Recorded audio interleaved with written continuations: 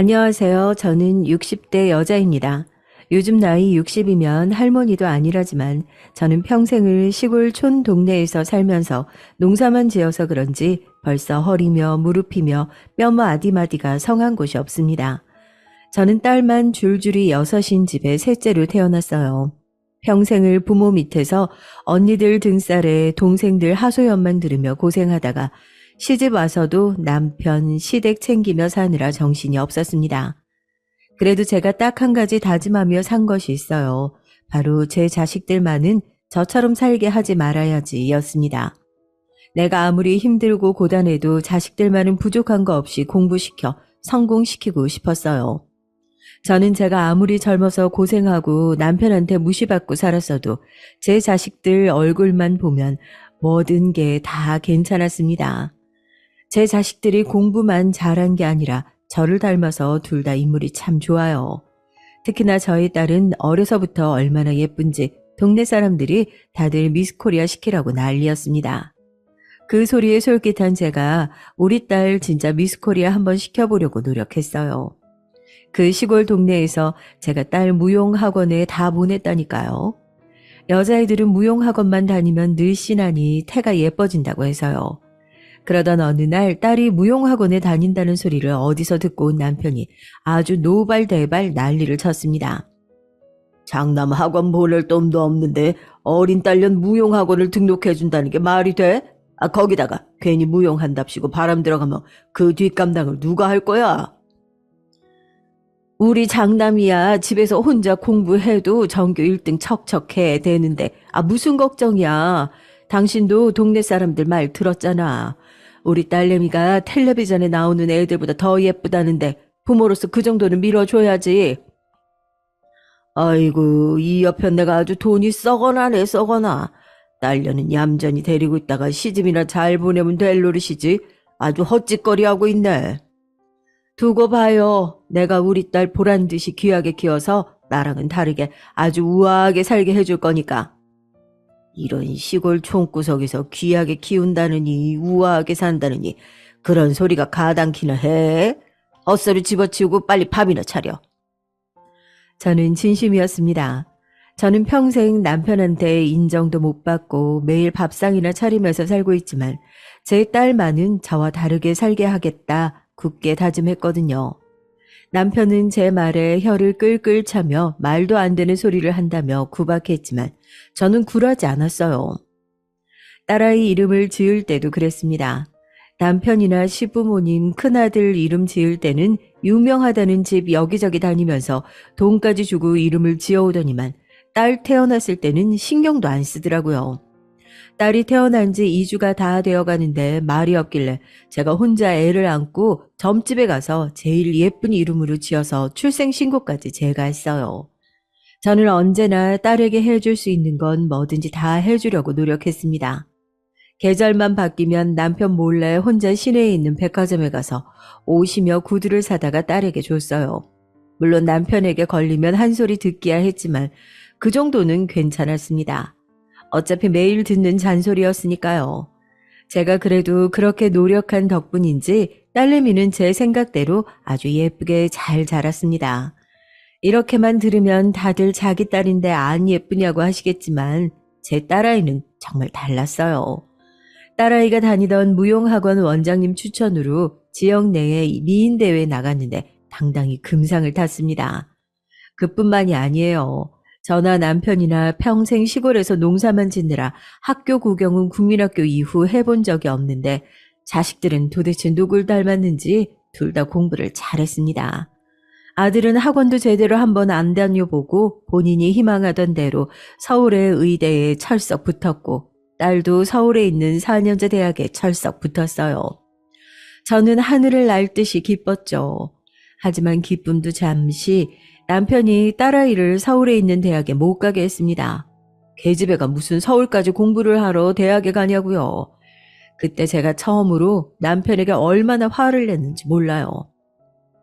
지금이 어떤 시대인데 그런 소리를 하고 있어? 당신 제발 정신 좀 차려. 우리 팔자의 자식들이 알아서 저렇게 잘 커줬으면 감사합니다. 절이라도 해야지. 왜 도와주지는 못할 망정 초를 치고 있어? 이 여편 내가 약을 처먹었나? 어디서 남편한테 꼬박꼬박 큰 소리야? 아무리 남편이라도 말 같은 소리를 해야 들어주는 거지. 내 자식 일은 지금까지처럼 내가 알아서 할 거니까 당신 신경 꺼. 오이시구, 무식한 여편 내가 잘난 척은 어디 한번 알아서 해봐라.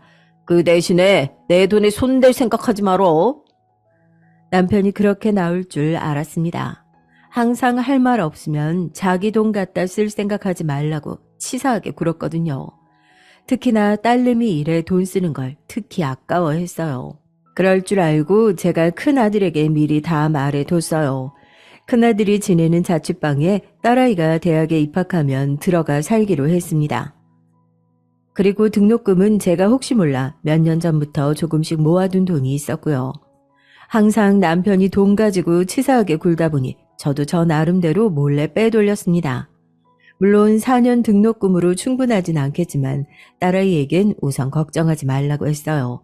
제가 다 알아서 한다고요. 제 딸이지만 애가 참 착해요. 어릴 때부터 고지식한 아버지 밑에서 자라느라 힘들었을 텐데 항상 욕심 한 번 안 부리고 오빠에게 뭐든 양보하고 잘 챙겼어요. 시키지 않아도 알아서 하는 딸이 저를 항상 안쓰러워서 사실 딸이 서울에 올라갈 때 마음 같아서는 딸도 따로 방을 얻어주고 싶었습니다. 하지만 등록금만으로도 벅찬데 자식 둘을 따로 살게 해줄 형편이 안 됐죠. 딸은 언제나 그런 집 사정을 이해해 줬습니다. 오빠 사는 집이 너희 학교에서는 멀어서 매일 왔다 갔다 힘들 텐데 엄마가 능력이 없어서 미안해. 미안하긴 뭐가 미안해요. 엄마 아니었으면 나 서울에 대학도 못 갔을 텐데 걱정하지 마세요. 오빠랑 살면 나도 안 무섭고 좋고 오빠도 공부하느라 힘들 텐데 내가 챙길 수 있으니까 좋지 뭐. 저에게라도 투정 좀 부리면 좋으련만 딸아이는 철이 일찍 들어 언제나 의젓했습니다. 애가 얼마나 똑똑하고 할 줄 아는 게 많은지 대학에 가서도 무슨 학교 모델이니 뭐니까지 하면서 어디서든 눈에 띄었어요. 공부도 잘해서 장학금을 받은 적도 있고요. 그러던 중 딸아이에게 기회가 찾아왔습니다. 딸내미 말로는 친구들하고 놀러갈 때마다 연예인 해보라는 명함을 자주 받았대요. 방학에 집에 내려왔는데 가방에서 명함을 몇 장이나 꺼내더라고요. 저는 이거다 싶었습니다. 제 딸이지만 제가 봐도 부족한 게 없는 아이였거든요. 인물이면 인물, 지성이면 지성, 거기다 인성까지 완벽하니까요. 우리 딸 같은 애가 연예인 안 하면 큰 손해라는 생각이 들었습니다. 거기다가 가장 중요한 건 딸내미도 관심이 있는지 저에게 회사에 가볼까, 오디션이라도 봐볼까라는 얘기를 했어요. 평소에 뭐 갖고 싶다, 먹고 싶다, 자기 속 얘기하는 애가 아닌데 분명히 관심이 있어 보였습니다. 저는 적극적으로 가보라고 했어요. 제가 보기에도 텔레비전에 예쁘다고 나오는 여자 연예인들보다 제 딸이 훨씬 더 예뻤으니까요. 그런데 역시나 남편이 난리가 났습니다. 연예인의 연자를 얘기하자마자 아주 집안이 떠내려가라 소리를 쳤어요.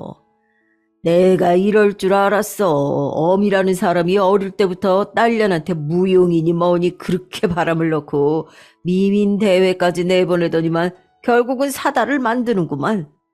아니 사달은 무슨 사달?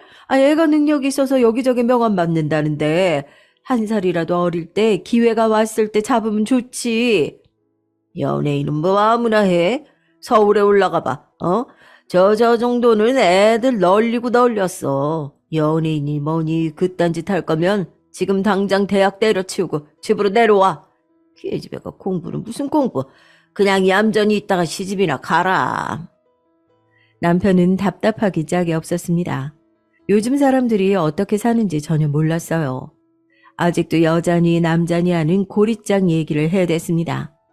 정말 남편이랑 대화를 하다 보면 천불이 나서 죽겠어요. 딸내미는 남편 말에 기가 죽어 명함을 쓰레기통에 다 버리고 방에 들어가 버렸습니다. 저는 이대로 가만히 있을 수가 없었어요. 그래서 아들을 불렀습니다. 방학이니 며칠만 집에 좀 내려오라고 했어요. 그나마 남편이 다른 사람은 몰라도 아들 말이라면 좀 듣는 편이라 아들에게 남편을 좀 설득해 달라고 부탁했습니다. 네 아버지가 저렇게 뭘 모르고 고집만 부린다. 그래도 네 아버지를 아들, 네 말은 좀 들으니까 얘기 좀 해봐라. 딸내미 하는 일이니 알아서 하게 두라고.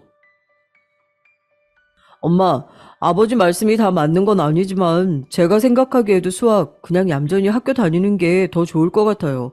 연예인은 뭐 아무나 해요. 아무리 예뻐도 끼도 있어야 하고 어렵게 데뷔해도 반응이 없으면 여기저기 단역하고 조연하면서 몇 년을 버텨야 하는데 우리 형편에 걔 뒷바라지를 어떻게 해요. 괜히 안 되는 일에 시간 뺏기느니 빨리 대학 졸업해서 취직하는 게 100번 낫죠. 아들 말을 처음 들었을 때는 저도 괜히 서운했어요. 하나밖에 없는 오빠가 동생 일에 어떻게 저렇게 말하나 싶어서요. 될지 안 될지도 모르는 일이라도 가족이라면 서로 응원해주고 힘을 줘야 하는 거 아닌가요? 했죠. 그런데 곰곰이 생각해보니 아들 말이 다 틀린 건 아니네요. 아들이 의대에 다니는 동안 그 비싼 등록금에 생활비만으로도 남편이나 저나 허덕이고 있으면서 딸에게 될지 안 될지 모르는 일에 시간을 허비하라고 말하는 건 무책임할 수도 있다는 생각이 들었습니다. 항상 문제는 돈이었어요. 돈만 많으면 뭐가 걱정이에요. 딸이든 아들이든 필요한 만큼 척척 주고 본인들 하고 싶은 대로 살라고 하면 걱정이 없었죠. 방학이 끝나고 자식들이 서울에 올라갔는데도 저는 마음이 편하지가 않았습니다. 딸아이가 쓰레기통에 버리고 간 명함들이 자꾸만 가슴에 남았어요. 저는 결국 아이들이 올라간 지 얼마 되지 않아 서울에 올라갔습니다. 남편에게는 아이들이 서울에 사는데 한번 들여다보지도 않아 미안하니 며칠 가서 밥도 챙겨주고 정리도 좀 해주고 온다고 핑계를 댔죠. 저는 그대로 딸을 데리고 명함을 받은 회사를 몇 곳 다녀왔습니다. 그리고 가장 괜찮아 보이는 회사와 계약을 했어요. 딸아이가 학교 생활에 방해가 되지 않는 선에서 활동을 지원하겠다는 약속도 받았습니다. 지금 생각해도 저에게 어디서 그런 용기가 난 건지 모르겠어요. 제가 자식 일에는 남편에게 큰소리 몇 번 쳐봤지만 사실 평소에는 쥐죽은 듯이 납작 엎드려서 살아요. 결혼하고 30년 넘게 그러고 살았습니다. 그렇게 평생 주눅들어 살다 보니 남편 모르게 일을 저지르면 꼭 티가 나요. 딸내미 등록금을 내기 위해 제가 돈을 빼돌린 것도 남편은 이미 알고 있었더라고요. 딸아이가 대학에 들어가고 얼마 뒤 남편은 제 옷장을 다 뒤져서 제 통장을 찾아냈습니다. 이 멍청한 여편 내가 숨겨놓으면 내가 모를 줄 알았어? 어디 감히 남편들의 멋대로 손을 대기는. 그 돈 내가 쓰겠다고 그랬겠어? 우리 수학 공부시키려고 모은 거잖아. 나더러 나가라면 나가겠는데 제발 그 통장은 돌려줘. 당신도 아비로서 양심이 있으면 우리 수학 등록금은 내게 해줘야지. 저는 죽어도 통장은 뺏기기 싫어서 마당으로 나가 울고불고 사정했습니다. 안 되면 제가 집을 나가겠다고까지 했어요. 조용히 안 해. 누가 보면 아예비가 자기 자식 앞길 막는 줄 알겠네. 어이구 재수없는 여편네. 남편은 집에서나 큰소리 칠 줄 알지 나가서는 꼼짝을 못해요. 평생 그 동네에서만 산 사람이라 동네 사람들 앞에서는 아주 호인이었죠. 제가 마당에서 울고불고 하는 소리가 밖에까지 들리기라도 할까봐 아주 전전긍긍했습니다. 그래도 다행이었던 건 남편도 양심이라는 건 있는지 딸아이 등록금을 내줬어요. 그러면서 하는 말이 한 번만 더 자기 모르게 일꿈이면 그때는 정말 가만히 안 두겠다고 했습니다. 한 번만 더 나 모르게 자식들하고 뒤에서 일 만들면 그때는 이 집에서 쫓겨날 줄 알아. 알았어? 저도 살다 보니 그런 남편에게 이제 적응이 됐는지 그런 개 같은 소리를 들어도 신경 쓰이지 않았어요. 쫓겨날 때 쫓겨나더라도 자식들을 위해 살고 싶었죠. 그런데 일이 제 생각처럼 흘러가지 않았습니다. 딸내미가 계약한 회사가 망해버렸어요. 그래도 그 회사랑 계약하고 나서 몇 번 오디션도 보고 드라마의 작은 역이지만 캐스팅돼서 텔레비전에도 나왔거든요. 그런데 딸아이가 일 한 몇 푼 되지도 않는 돈 주지도 않고 사장이 잠수를 타버렸습니다. 그때 딸아이가 굉장히 힘들어했어요. 돈이 문제가 아니라 사람에게 배신을 당했다는 거에 충격을 먹었죠. 사실 딸이 저에게는 나중에 말했지만 잠수를 탄 대표가 광고나 영화를 찍으려면 여기저기 얼굴 도장을 찍어야 한다면서 광고주나 영화 감독들이 있는 회식 자리에 툭 하면 데려가고 했나 봐요. 그럴 때마다 딸아이는 기분이 상하는 소리도 듣고 힘든 일도 많았지만 사장 말만 믿고 참고 견뎠답니다. 그런데도 이런 일이 생겨버리니 힘들었던 거죠. 실망한 딸아이의 얼굴을 보고 집으로 내려오는데 저는 버스 안에서 펑펑 울었습니다. 이게 다 제 잘못인 것 같아서요. 개뿔도 모르고 능력 없는 엄마가 괜히 부추겨서 딸을 힘들게 했나 속상했습니다. 딸아이는 인생 경험 한 셈 치고 공부나 열심히 하겠다고 했지만 제 마음은 그렇지가 않았어요. 그런 쓰레기 같은 놈 때문에 딸아이의 꿈을 포기한다는 게 인정할 수 없었죠. 순간 저는 그 길로 다시 서울에 올라가 딸아이를 만났습니다. 그리고 포기하지 말고 다른 회사를 알아보자고 했죠. 아니면 저랑 같이 다니면서 오디션을 보러 다니자고 했죠. 하지만 이미 마음의 문이 닫힌 딸은 단호했습니다. 엄마 말은 알겠는데 경험해보고 나니까 이 길은 내 길이 아닌 것 같아. 난 그냥 욕심 안 내고 원래 살던 대로 살래. 단호한 딸의 모습에 저도 더는 얘기할 수가 없었어요. 제가 해줄 수 있는 일이 없었으니까요. 그 일로 딸은 헛된 꿈은 접기로 하고 대학을 졸업하고 바로 취직을 했습니다. 역시나 제 딸이 대단한 게 남들은 그렇게 들어가기 힘들다는 대기업을 단번에 합격해서 들어갔어요. 워낙 성실해서 투정 한 번 부리지 않고 몇 년을 열심히 직장에 다녔습니다. 애가 마음씨도 얼마나 고운지 그 힘든 직장 생활하면서 바쁠 텐데도 항상 월급날이면 집에 내려왔어요. 남편이랑 제 옷이며 신발을 바리바리 사들고 내려와 시내에 데리고 나가서 맛있는 것도 많이 사주고 용돈까지 주고 갔습니다.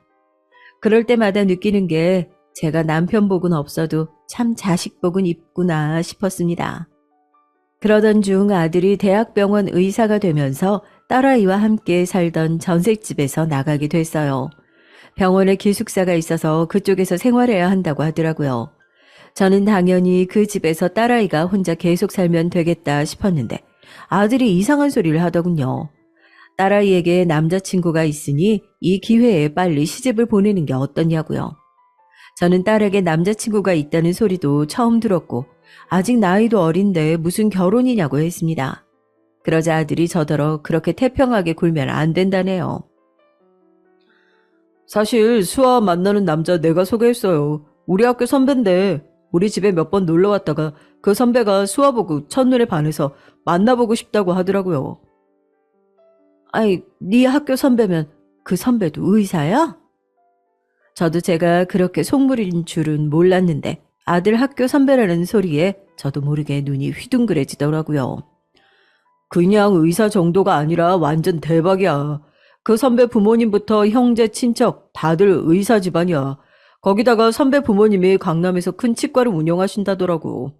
그래서 그 선배는 진작에 부모님 병원으로 들어갔어. 나중에 그 선배가 그 병원도 물려받을 거야. 아들 말에 저도 모르게 침이 꼴깍 넘어갔습니다. 이게 무슨 일인가 싶어서요. 수아가 아무리 예쁘고 대기업 다닌다고 해도 우리 집 형편에 어디 가서 그런 남자를 만나. 지금 그 선배가 수아한테 아주 푹 빠져서 결혼하고 싶어해. 아무리 생각해도 그쪽에서 밀어붙일 때 시집 가는 게 낫지. 수아 다니는 회사 대기업이라도 수아는 비서인데 몇 살까지 다닐 수 있겠어. 아들은 언제나 맞는 말만 합니다. 딸아이 연예인 시킨다고 했을 때도 아들 말 듣고 그냥 얌전히 있었으면 딸애가 사기는 안 당했을 거예요. 거기다가 딸아이가 대기업에 다니기는 하지만 그래봐야 월급쟁인데 그거보다야 병원 원장 사모님이 당연히 훨씬 낫죠. 저는 아들 말만 듣고 곧바로 딸을 만나러 갔습니다. 그리고 만나는 남자에 대해서 이것저것 물었죠. 그런데 딸에는 영 신통치가 않더라고요. 아들 말대로 남자가 아주 몸이 달아 결혼하자고 조르기는 하는데 딸아이는 아직 결혼 생각이 없답니다. 나 아직 20대 중반이고 회사 일도 이제 막 재미있어졌는데 그 오빠는 결혼하면 무조건 일 그만두고 자기 내조해달라고 하더라고. 오빠가 아무리 의사라도 나도 열심히 공부해서 여기까지 온 건데 너무 아깝잖아. 그리고 무엇보다 만난 지 얼마 되지 않았는데 벌써 결혼 얘기 나온다는 게 부담스러워. 좋은 사람인지도 아직 모르겠고. 딸아이는 대학 때 연예기획사에서 사기를 당한 이후로 사람을 잘 못 믿어요. 자기 오빠가 소개한 사람이라 만나기는 했는데 아직 좋은 사람인지 잘 모르겠답니다. 그 정도로 우리 딸이 좋아서 서두르는 거겠지. 다른 남자가 채갈까봐. 아유, 우리 딸 말대로 사람은 잠깐 만나선 모르지만 그래도 네 오빠가 소개한 사람인데 설마 이상한 사람이겠어? 아니, 너한테도 무지하게 잘해준다며. 잘해주기도 잘해줘. 근데 내가 그 오빠랑 결혼할 정도로 좋은진 아직 모르겠어. 딸아이의 말을 이해하지 못하는 건 아니에요. 저도 남편과 중매로 결혼했어요. 결혼이 뭔지 남편이 뭔지 아무것도 모르는 상태로 부모님 등살에 밀려 시키는 대로 결혼을 했습니다. 좋아서 한 결혼이 아니다 보니 뭘 해도 즐겁지 않고 결혼이 후회됐죠. 그나마 자식이라도 둘 낳았으니 자식들 커가는 모습을 보면서 꾹 참고 살았습니다. 하지만 그렇다고 해서 사랑이 있고 제가 좋아하는 사람을 만나 결혼해 살았어도 별로 다르지 않을 것 같아요. 결혼해서 자식 키우고 이 나이까지 살고 보니 제일 중요한 건 돈인 것 같더라고요. 제 주변에 제 남편보다 성격 더러운 남자들하고 사는 친구들 중에 남편이 땅부자인 애가 있어요. 걔는 남편이 아무리 못되게 굴고 지랄마저도 펑펑 돈 써가는 재미로 산답니다. 아무리 남편이 좋고 잘해도 늙으면 다 할머니 할아버지인데 그게 다 무슨 소용이냐면서 늙어서 자식들한테 무시당하고 고생하는 것보다야 돈 움켜쥐고 사니 훨씬 더 좋대요. 그 소리를 듣고 보니 맞는 소리다 싶었습니다. 저도 남편이 지긋지긋해요. 그럴 때마다 느끼는 게 돈이라도 좀 많아서 하고 싶은 대로 펑펑 쓰면서 살면 그나마 낫겠다 싶었거든요. 그런 마음에 저는 딸내미가 그 남자와 결혼했으면 했어요. 사랑이 뭐가 중요해요. 아내라면 좋아서 벌벌 떠는 남편이 의사에 돈까지 많으면 평생 돈 걱정 안 하고 사모님 소리 들으면서 편하게 살 수 있잖아요. 그게 바로 제가 딸에게 만들어주고 싶었던 인생이었습니다. 귀하게 자라 우아하게 사는 인생이요. 수아야, 엄마가 살아보니까 인생이라는 게 다 타이밍이 있더라. 너도 좋은 직장 다니면서 자리 잡았고 남자도 결혼할 준비 돼 있는데 나이가 무슨 상관이야. 한 살이라도 젊을 때 결혼해서 부부가 둘이 오순도순 재밌게 살면 되지. 저는 어느 때보다 딸에게 적극적으로 밀어붙였습니다. 아무리 생각해도 제가 세상에서 가장 사랑하는 딸이 평생 아무 걱정 없이 행복하게만 살면 좋겠다 싶었어요. 제 팔자는 절대 닮지 말고요. 그러기 위해서는 이 결혼이 중요하다는 생각밖에 들지 않았습니다. 딸아이는 몇 달 고민하더니 결국은 사위의 청혼을 받아줬어요. 남편은 어느 때보다 기뻐했습니다. 큰아들이 의사 됐을 때도 신이 나서 동네방네 현수막을 붙이고 떡에 돼지까지 잡아 동네 잔치를 했어요. 그런 사람이 사위까지 의사에 강남에 큰 병원 있는 사돈까지 생겼으니 더 난리가 났죠. 결혼식 날 관광버스를 3대나 빌려 동네 사람을 죄다 초대하겠대요. 거기다가 정말 믿기지 않았던 건 웬일로 저에게 고생했단 소리를 다 하더라고요. 당신이 수아 잘 될 거라고 크게 되래라고 했을 때 사실 나 콧방귀도 안 꼈는데 당신이 그래도 딸 하나는 아주 기똥차게 낳아서 키웠어. 대단해. 생전 처음 들어보는 소리였습니다. 저더러 여편네가 아니라 당신이라고 부르는 것도 처음이었고 자식 키우느라 고생했다는 소리를 들은 것도 처음이었죠. 저는 너무 뿌듯했습니다. 아이들은 의사로 잘 나가고 있고 딸아이는 의사 남편에다가 부잣집 며느리가 됐으니 이제 제가 할 일은 다 끝났구나 싶었어요. 더군다나 사위도 참 괜찮았습니다. 사실 결혼하라고 부추기기는 했어도 걱정이 되는 게 한두 가지가 아니었거든요. 의사 사위도 좋고 부잣집 사돈도 좋지만 저희가 그 정도 능력이 되질 않으니 괜히 욕심부려서 딸내미 시집가서 시집살이 하느라 고생하는 거 아닌가 해서요. 그런 걱정을 안 할 수가 없는 게 시어머니 자리가 보통이 아니었거든요. 상견례 자리에서 떡하니 결혼하면 무조건 시댁에 들어와서 살아야 한다고 하더라고요. 우리 집 식구들이 다들 의사다 보니까 집안일에는 도통 신경을 쓸 수가 없어요. 그래서 며느리가 들어오면 할 일이 참 많습니다. 그나마 수아가 비서 일도 해보고 시골에도 살아서 부모님 사시는 거 보며 배운 게 있을 테니 식구들 내줘야 뭐 문제 없겠죠. 아무리 좀 사는 집이라도 그렇지. 대놓고 제 귀한 자식들어 집에 들어와서 시부모 챙기면서 아들 내조해야 한다고 하더라고요. 저는 아무리 그래도 며느리인데 식모도 아니고 상견례 자리에서 무슨 그런 소리를 하시냐고 말할 참이었는데 남편에게 선수를 뺏기고 말았습니다. 아이고, 귀한 일 하시는 시부모님이랑 남편 내조하는 거야 며느리로서 당연히 해야 할 일이죠. 제 딸이라 하는 소리가 아니라 애가 자기 엄마 닮아서 손끝도 아주 야무지고 솜씨도 아주 좋아요. 내조는 걱정하실 거 없습니다. 이미 의사 사위의 병원장 사돈에 홀딱 넘어간 남편은 아주 딸을 보내지 못해 안달이었습니다. 저는 아무래도 딸이 걱정돼 참다 한마디 했어요. 그래도 신혼인데 애 생길 때까지만이라도 자기들끼리 살아보는 것도 좋지 않을까요? 더군다나 우리 딸애가 회사에서 인정을 받고 있어서 지금 당장 직장을 그만두기도 힘들어서요. 저는 솔직히 사돈이 자기 아들 자랑만 하는 게 재수 없었어요. 제 아들도 의사고 제 딸은 어디 내놓아도 빠지지 않는 인물에다 학벌이에요. 자기 자식만 잘난 게 아니라는 말입니다. 그런데 자꾸만 말끝마다 시골 출신이다. 여자 얼굴 예뻐봐야 잠깐이다 라는 식으로 얘기하는데 기가 차더라고요.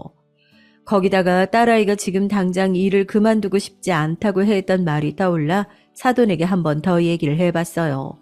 아무리 잘난 집안이라도 내 딸도 열심히 공부해 이룬 일인데 멋대로 그만둬라 마라 이야기하는 게 싫어서요. 일이라는 게 사실 우리 같은 사람이나 사명감으로 사는 거지 일반 직장인들 다 돈 때문에 하는 거잖아요. 회사에서 받는 월급 정도야 우리가 도와줄 수 있으니까 그냥 미련 없이 그만두라고 하세요.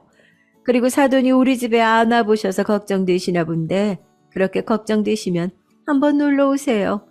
2층 집에다가 공간이 아예 분리되어 있어서 다른 집이나 마찬가지예요. 안사돈은 고상한 척 조용히 말했지만 결국은 본인이 원하는 대로 하겠다는 투였습니다. 거기다가 제가 한마디 좀 했다고 남편이 옆에서 난리가 났어요. 여자가 직장 생활 오래 해봐야 사장 되는 것도 아닌데 그걸 왜 하냐고 개소리를 하더라고요. 정말 저게 아버지가 맞나 싶었죠. 그래도 상견례가 끝나고 예비사위가 제 뒤를 쫄쫄 쫓아와서 제 팔짱을 끼더니 살갑게 말을 하더군요. 어머니, 수아가 저희 집으로 들어가 살게 돼서 속상하시죠? 그래도 너무 걱정하지 마세요. 어머니가 말씀은 저렇게 하셔도 평소에 두 분 다 바쁘셔서 거의 집에 안 계세요. 집에 일해주시는 이모도 계시고요. 그리고 수아 회사 일은 저랑 상의해서 잘 결정할게요. 날 가진 부모야 걱정이 많지. 그래도 자네가 그렇게 말해주니까 너무 고맙네. 사위는 덩치도 좋고 인물도 좋아요. 처음은 더 듬직한 스타일이라 마음에 들었습니다. 그리고 만날 때마다 항상 제 건강도 신경 써주고 남편이 푼수짓을 해도 잘 받아주더라고요. 그럴 때 보면 정말 우리 딸을 많이 좋아하는구나 싶어서 안심이 됐습니다. 시부모님이 좀 까칠하게 굴어도 남편 옆에서 제 딸 편 들어주고 아끼면서 살면 그걸로 충분하다 싶었죠. 사위가 의사라서 뿐이 아니라 여러모로 참 마음에 드는 게 한 번은 그런 적이 있었어요. 딸이 결혼하고 나서 있었던 일입니다. 남편이 저 모르게 푼수짓을 했어요. 글쎄 동네 사람들을 우르르 데리고 사위가 일하는 병원에 간 겁니다. 물론 사위 자랑하고 싶은 마음에 그러는 건 이해해요. 그렇지만 사위만 일하는 병원이 아니잖아요. 그 병원은 사위뿐만이 아니라 사돈이 운영하는 병원인데 아무리 염치가 없고 눈치가 없어도 그렇지 어떻게 그 병원을 데려간답니까? 저는 지금 생각해도 얼굴이 뜨거워요. 그런데 사위가 아주 점잖게 다 받아주었나 봐요. 아이고 우리 동네 사람들이 다들 촌사람이라 치과 가면 돈 많이 깨진다고 아주 무서워서 치과들을 못 가겠다는 거야. 내가 그래서 우리 사회병원 가면 싸게 해줄 수 있다고 싹 다 이 병원으로 데리고 왔어. 잘했지? 아이, 잘하셨어요, 장인어른. 제가 예약 진료 끝나는 대로 순서대로 다 진료해 드릴 테니까 걱정 마시고 커피 한 잔씩 드시고들 계세요. 저는 그날 일만 생각하면 사위랑 사돈 얼굴을 못 쳐다보겠는데 남편은 아주 뻔뻔하게 당연한 일이랍니다. 그날 사위는 남편이 데려간 동네 사람들 진료는 물론 그날 진료를 마치고 나서 어르신들 모두 다 근처에 고급 식당으로 데려가서 식사 대접까지 했다네요. 그날 일을 남편이 얼마나 여기저기 자랑을 하고 다니는지 동네에 소문이 날 정도였습니다. 남들은 부러워했지만 저는 사위에게 너무 미안해서 바로 연락을 했어요. 아이고, 수아 아빠가 원체 시골 사람이라 염치가 없어. 그 비싼 치과 진료에 치료를 돈도 안 받고 해줬으니 아이고 루째. 아우, 정말 사돈 보기가 얼굴이 뜨겁네. 장모님은 오히려 제가 서운하게 뭘 그런 소리를 하세요. 오히려 저희 치과 장인어른이 홍보해 주셨으니까 감사하죠. 사위는 어른들께 돈도 거의 안 받아놓고 오히려 남편이 병원 홍보를 해준 거라면서 남편을 추켜 세우더라고요. 그때 알았죠. 우리 사위가 사람 하나는 진국이다 싶었습니다. 그런데 다른 문제가 있었어요. 저에게 가장 소중한 존재인 우리 딸이 정 같지가 않더라고요. 꼭 제 딸이 아닌 것 같았습니다. 딸이 결혼하고 한 달 정도 됐을 때예요.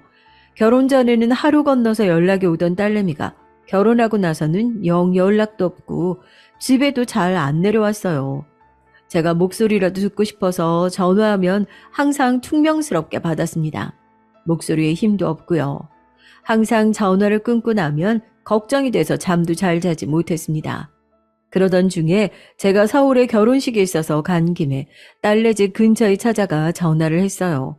그런데 딸애가 이상하게 굴더라고요. 서울에 일이 있으면 말을 했어야지.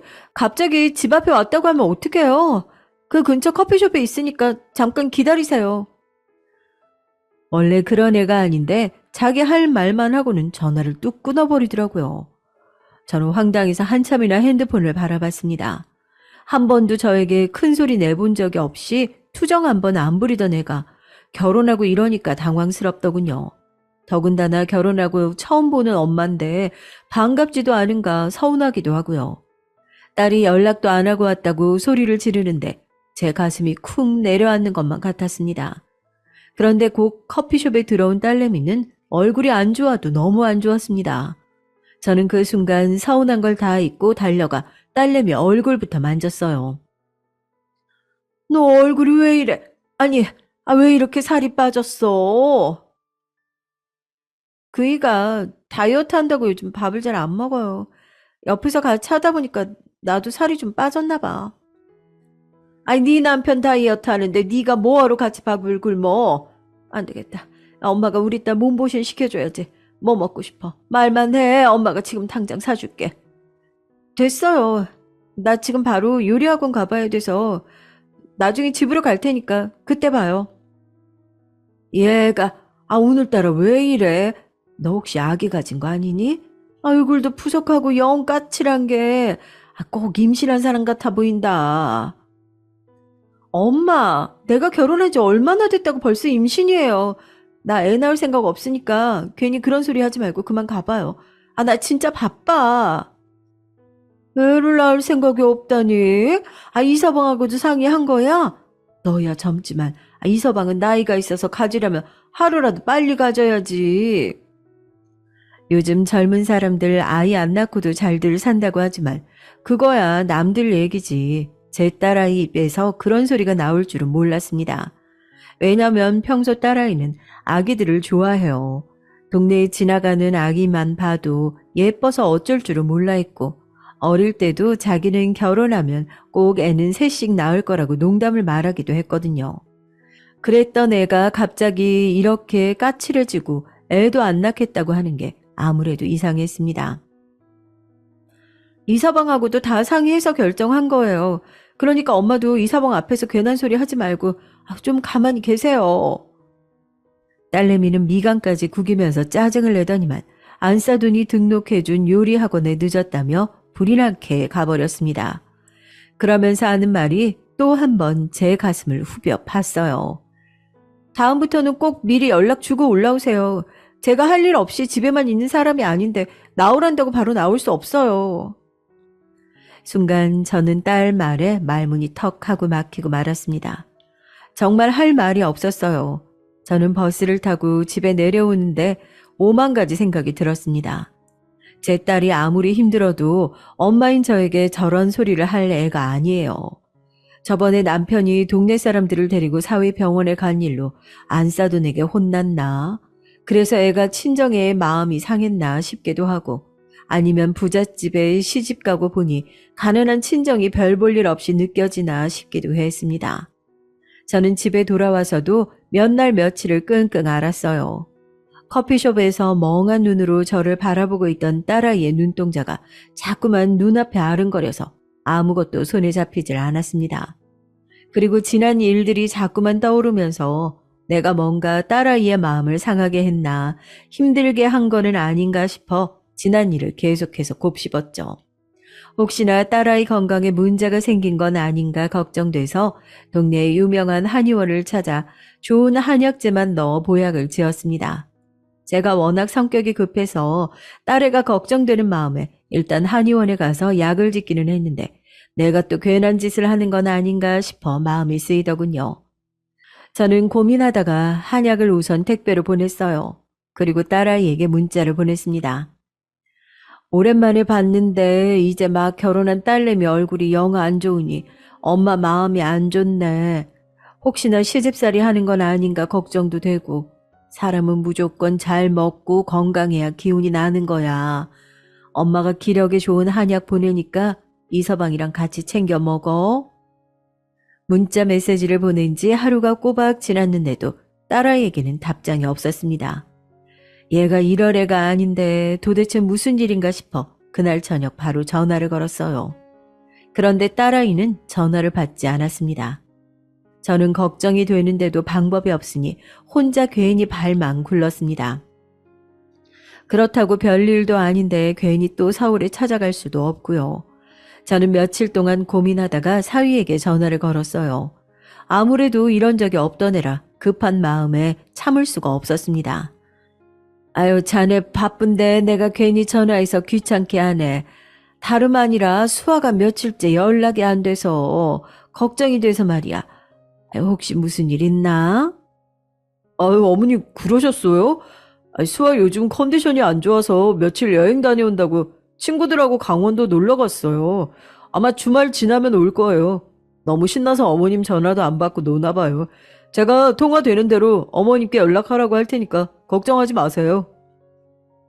사위 말이 별일 없이 잘 있으니 걱정하지 말라고 하더군요. 저는 사위에게 그럼 다행이라고 수아랑 먹으라고 한약을 2채 보냈으니 챙겨 먹으라고 하고 전화를 끊었습니다. 그로부터 며칠 뒤 늦은 밤에 딸아이에게 문자가 한 통 왔어요. 여행 갔다 왔다고 한약 잘 받았으니 걱정하지 말라고요.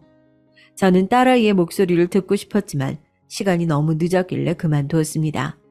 그리고 바로 다음 날 딸에게 전화를 걸었어요. 그런데 딸아이는 또 전화를 받지 않았습니다. 그쯤 되니 딸아이가 일부러 제 전화를 받지 않고 있다는 생각이 들더군요. 사위가 분명 딸에게 아무 일도 없고 잘 지낸다고 했어요. 아무 일도 없는 애가 이 정도로 부모의 연락을 받지 않는 건 일부러라고 밖에는 생각할 수 없었거든요. 저는 마음이 좋지 않아 연신 한숨을 내쉬었습니다. 그러자 옆에 있던 남편이 땅이 꺼지겠다며 왜 그러냐고 묻더군요. 아니, 수아가 아무래도 우리한테 서운한 게 있는 것 같아. 그렇지 않고서야 이 정도로 연락이 안 될 수가 없어. 저는 딸 때문에 속도 상하고 마음도 좋지 않아 그냥 한 소린데 남편은 제 말에 기가 차다는 듯이 혀를 끌끌 차더군요. 나 참 속 편한 여편 내가 할 일도 되게 없나 보네. 부잣집에서 의사 사모님 들으면서 팔자 좋게 편하게 놀고 있는 딸년 걱정을 뭐하러 구해? 그럴 시간 있으면 나가서 잡초나 좀 뽑아. 남편은 딸 걱정을 하는 저에게 말 안 되는 짓 하지 말라고 소리를 질렀어요. 개처럼 팔자 좋은 애가 어딨냐면서요. 가만 보면 당신은 참 멍청해. 수아개를 아직도 우리가 먹이고 키워야 하는 자식으로 생각하는 거야? 걔는 이제 우리랑 가는 길이 달라. 완전 팔자 고쳤다고. 그러니까 이제 우리 귀찮아진 거지. 귀찮고 쪽팔리니까 우리랑 아예 연 끊으려고 연락도 피하는 거지. 남편은 딸아이가 일부러 우리 연락을 피하는 거라고 했습니다. 친정이라고 도움되는 게 하나도 없으니 아예 인연을 끊으려고 슬슬 거리를 두는 거라고요. 그 소리를 듣고 보니 정말 그런가 싶었습니다. 딸아이의 태도가 달라진 게 결혼하고 직후였으니까 얼마 전에 만났을 때도 저를 귀찮아하면서 빨리 돌아가라고 했어요. 마치 누가 우리를 보기라도 하면 안 되는 사람처럼요. 딸아이는 서울에서도 가장 땅값 비싸기로 유명한 강남 한복판에 삽니다. 그런 동네에 살다 보면 아무리 착하고 효녀인 딸내미도 변할 수 있겠다는 생각이 그제야 들더군요. 사실 부모라고 해준 것도 없는데 부잣집 며느리인 딸아이 입장에는 우리가 부담될 수 있겠다 싶었어요. 저는 그날 이후 딸에게 연락하지 않았습니다. 더는 귀찮게 하지 않으려고요. 무슨 일이 있으면 딸이든 사위든 먼저 연락이 오겠지 하고 마음을 굳게 먹었습니다. 그런데 얼마 뒤 이해할 수 없는 일이 생겼어요. 그날 이후 한 달 동안 딸아이에게 연락이 오지 않았습니다. 제가 믿을 수가 없는 게 그 한 달 사이에 저와 남편의 결혼 기념일이 있었어요. 딸아이가 다른 건 몰라도 저희 결혼 기념일은 잊을 일이 없거든요. 제가 남편과 결혼한 게 너무 지긋지긋하고 후회가 돼서 평생 결혼 기념일을 아예 챙기질 않았는데 언제부턴가 딸아이가 제 결혼 기념일을 항상 챙겨줬습니다. 엄마가 아버지를 만나서 결혼했으니까 내가 세상에 태어난 거잖아. 그러니까 결혼 기념일은 당연히 축하해야지. 세상에 태어나게 해주셔서 감사해요. 엄마 결혼 기념일은 이제 내가 매년 챙겨줄게. 그러니까 아버지랑 결혼한 거 너무 후회하지 마요. 딸은 지금까지 매년 결혼 기념일마다 꽃을 보내고 화려한 옷이나 가방을 사주곤 했어요. 거기다가 안 나간다고 우기는 남편까지 끌고 나가 돈가스며 스테이크를 사주기도 했고요. 그런 딸이 아무리 친정이 지긋지긋해도 문자 한 통 보내지 않을 리 없었습니다. 그날로 한 달 넘게 딸아이와 연락이 되지 않은 거예요. 저는 이대로 있을 수 없었습니다. 아무래도 딸아이에게 제가 모르는 일이 생긴 게 분명해요. 저는 그 길로 바로 고속버스를 타고 서울에 올라왔습니다. 올라오면서도 딸아이에게 계속해서 전화를 걸었는데 여전히 전화를 받지 않았어요. 저는 다급한 마음에 터미널에 내리자마자 택시를 타고 딸네 집으로 갔습니다. 딸이 사는 궁전 같은 집 앞에 도착하고 저는 초인종도 누르지 못한 채 머뭇거렸어요. 그래도 평일 오후니 사돈이나 사위는 다들 병원에 출근을 했을 것 같아서 침을 한번 꼴깍 삼키고 초인종을 눌렀습니다. 그런데 집 안쪽에서는 아무런 기척도 느껴지질 않더군요. 이상했습니다. 사돈댁은 집안일을 해주는 아줌마도 있다고 들었는데 어떻게 아무도 나와보지를 않나 싶어서요. 그런데 그때였습니다. 제가 한 번 더 초인종을 누르려고 손을 올리려는데 뒤에서 누군가 아는 체를 하더군요. 그러더니 하는 말이 기가 막혔습니다. 이 집에 지금 아무도 없을 텐데 무슨 일이세요? 아, 그래요? 아이, 저희 딸이랑 사위가 여기서 살아서 왔는데 초인종을 눌러도 아무도 나오지를 않네요. 제가 딸과 사위가 이 집에 산다고 말하자 여자가 놀라서 입을 크게 벌렸어요. 그러더니 한다는 말이 충격이었습니다. 어머, 이 집 새댁 친정엄마예요? 아우, 제가 사실은 여기 바로 옆집 사람인데요. 얼마 전에 이 집에서 난리 났어요. 내가 이런 소리를 해도 되나 모르겠네. 이 집 새댁 맨날 맞고 사는 것 같아요. 그게 무슨 소리예요? 저는 제 두 귀로 듣고도 믿을 수가 없었습니다.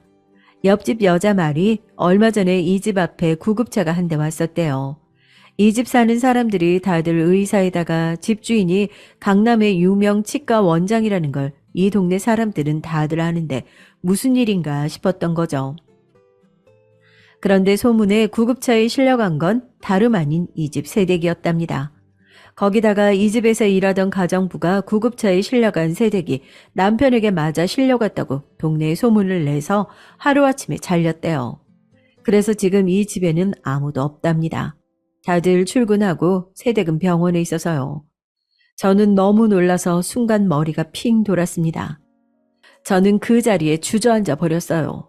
제게 딸 얘기를 해준 여자는 놀라서 저를 부축했습니다. 여자가 괜찮냐고 연신 묻는데 저는 전혀 괜찮지 않았어요. 하지만 저는 정신을 차려야만 했습니다. 저는 정신을 번쩍 차리고 그 여자에게 제가 다녀갔다는 얘기를 누구에게도 하지 말라고 입단속을 했습니다. 그리고 얼마 뒤 저는 다시 서울에 올라왔습니다. 그리고 그 길로 강남 한복판에 버젓이 솟아있는 사돈네 병원으로 찾아갔어요. 그리고 고급스러움이 물씬 느껴지는 로비로 갔습니다. 역시나 병원 안에는 대기하고 있는 환자들이 많았어요. 그리고 저는 로비에 있는 TV로 다가가 채널을 돌려 뉴스를 틀었습니다.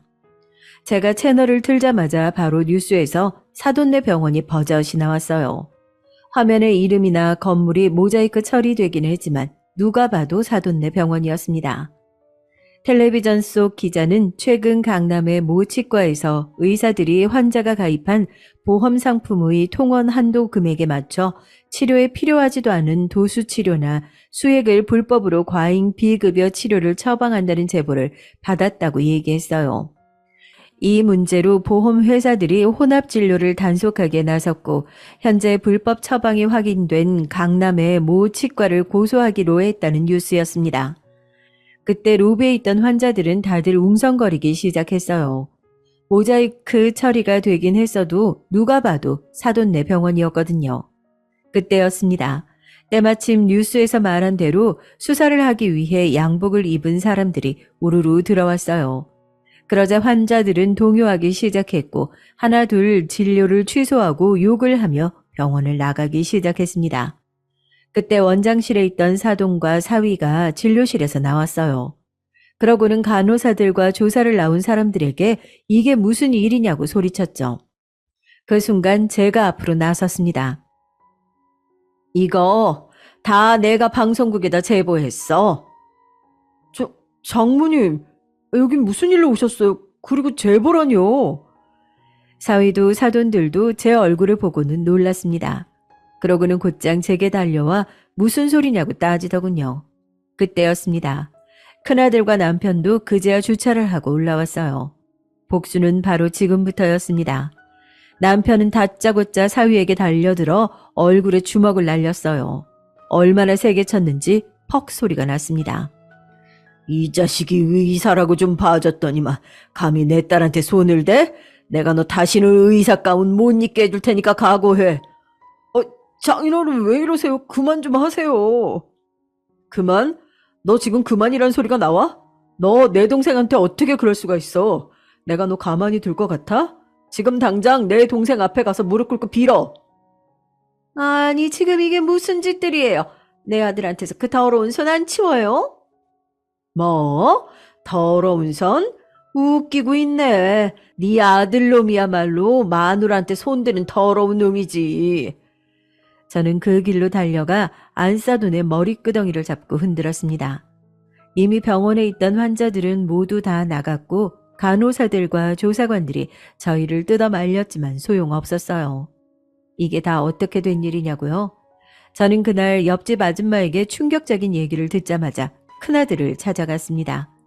그리고 딸아이에게 벌어진 일을 얘기했어요. 역시나 놀란 아들은 당장 딸아이부터 찾겠다고 나섰습니다. 딸아이 동네 주변 응급실을 다 알아보더니 그날 밤 구급차를 보낸 병원을 알아냈어요. 아들이 직접 그 병원을 찾아가 딸아이의 진단과 당일 찍힌 엑스레이와 사진들을 미리 다 챙겨왔습니다. 그리고 딸아이가 입원한 병원도 알아내서 저와 함께 갔어요. 딸아이는 제 얼굴을 보자마자 놀라 이불을 뒤집어 썼습니다. 저는 그 모습에 가슴이 찢어지는 것만 같았어요. 잠시 뒤 진정이 된 딸이 얘기를 하는데 사위는 결혼하고 신혼여행 다녀오고 나서부터 달라졌답니다. 딸아이 회사도 그만두게 하고 집에만 있게 하더니 정말 아무것도 못하게 했대요. 집에 CCTV를 달아놓고 매일 감시하면서 잠깐 마트라도 갔다 오면 금세 전화가 와서는 어디 갔다 왔냐 추궁을 했답니다. 집에 일하는 아줌마가 있는데 혼자 뭐하러 마트에 갔다 왔냐면서 거짓말하고 나가서 남자를 만나고 온 거 아니냐고 의심을 했대요. 그게 시작이었답니다. 사위는 딸을 전혀 믿지 않았대요. 잠깐 외출하고 오면 누구를 만난 거냐고 의심하고 집에 있으면 집에 누굴 끌어들인 거 아니냐고 했답니다. 사위는 심한 의처증이었던 거죠. 그맘때 제가 딸아이를 찾아갔던 거예요. 결혼하고 내내 그렇게 힘들었으니 딸아이 얼굴이 말이 아니었던 거죠. 제가 바로 이혼했어야지 그런 놈이랑 왜 살았냐고 소리를 치자. 그러면 사위가 저희를 가만히 안 두겠다고 했답니다. 우리 집에 찾아와 새벽에 몰래 불을 지르겠다고 위협을 했대요. 딸아이는 혼자 매일 밤 공포에 휩싸인 채 하루하루를 버텨낸 겁니다.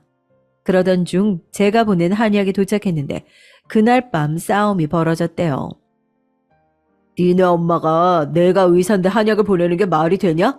암튼 이래서 무식한 촌것들은 안 돼요. 사위의 재수없는 소리에 화를 참지 못한 딸이 소리를 지르고 사위를 밀쳤는데 딸의 행동에 눈이 돌아버린 사위가 화를 이기지 못하고 딸에게 손찌검을 했대요. 덩치가 딸의 두세 배인 사위놈이 가녀린 딸에게 손을 댔으니 그대로 딸은 쓰러져 기절한 거죠. 그래서 그날 밤 구급차가 왔던 겁니다. 저는 너무 화가 나고 속상해서 눈물을 펑펑 쏟았어요. 그때였습니다. 딸아이가 저에게 뭔가를 건넸어요. 그게 바로 사위네 병원에서 불법으로 처방을 내린 기록이었습니다. 이 증거 찾느라고 지금까지 악착같이 참고 살았던 거예요. 괜히 엄마한테 그 인간이 해코지할까봐 연락도 안 한 거고 병원 망하기만 하면 바로 이혼할 거예요. 그날 일은 강남 맘카페를 시작으로 소문이 빠르게 퍼졌습니다. 막장 의사 집안이 하는 치과라고 소문이 나 치과는 망했어요. 그리고 딸아이는 지금도 이혼 소송 중입니다. 부자는 망해도 3년 버틴다더니 이것들이 빵빵한 로펌을 쓰면서 버티고 있다는 거죠. 위자료를 안 주려고요. 저는 딸아이를 생각해서 위자료고 뭐고 그냥 이혼만 하면 좋겠는데 딸아이가 아주 강력합니다. 무조건 위자료를 받을 수 있는 만큼 최대로 받겠다고요. 여러분의 생각은 어떠세요? 딸 생각대로 끝까지 버텨서 위자료라도 두둑이 챙기는 게 나을까요? 하지만 저는 제 딸이 더는 상처받지 않기를 바랍니다. 다른 가족들 생각도 똑같아요.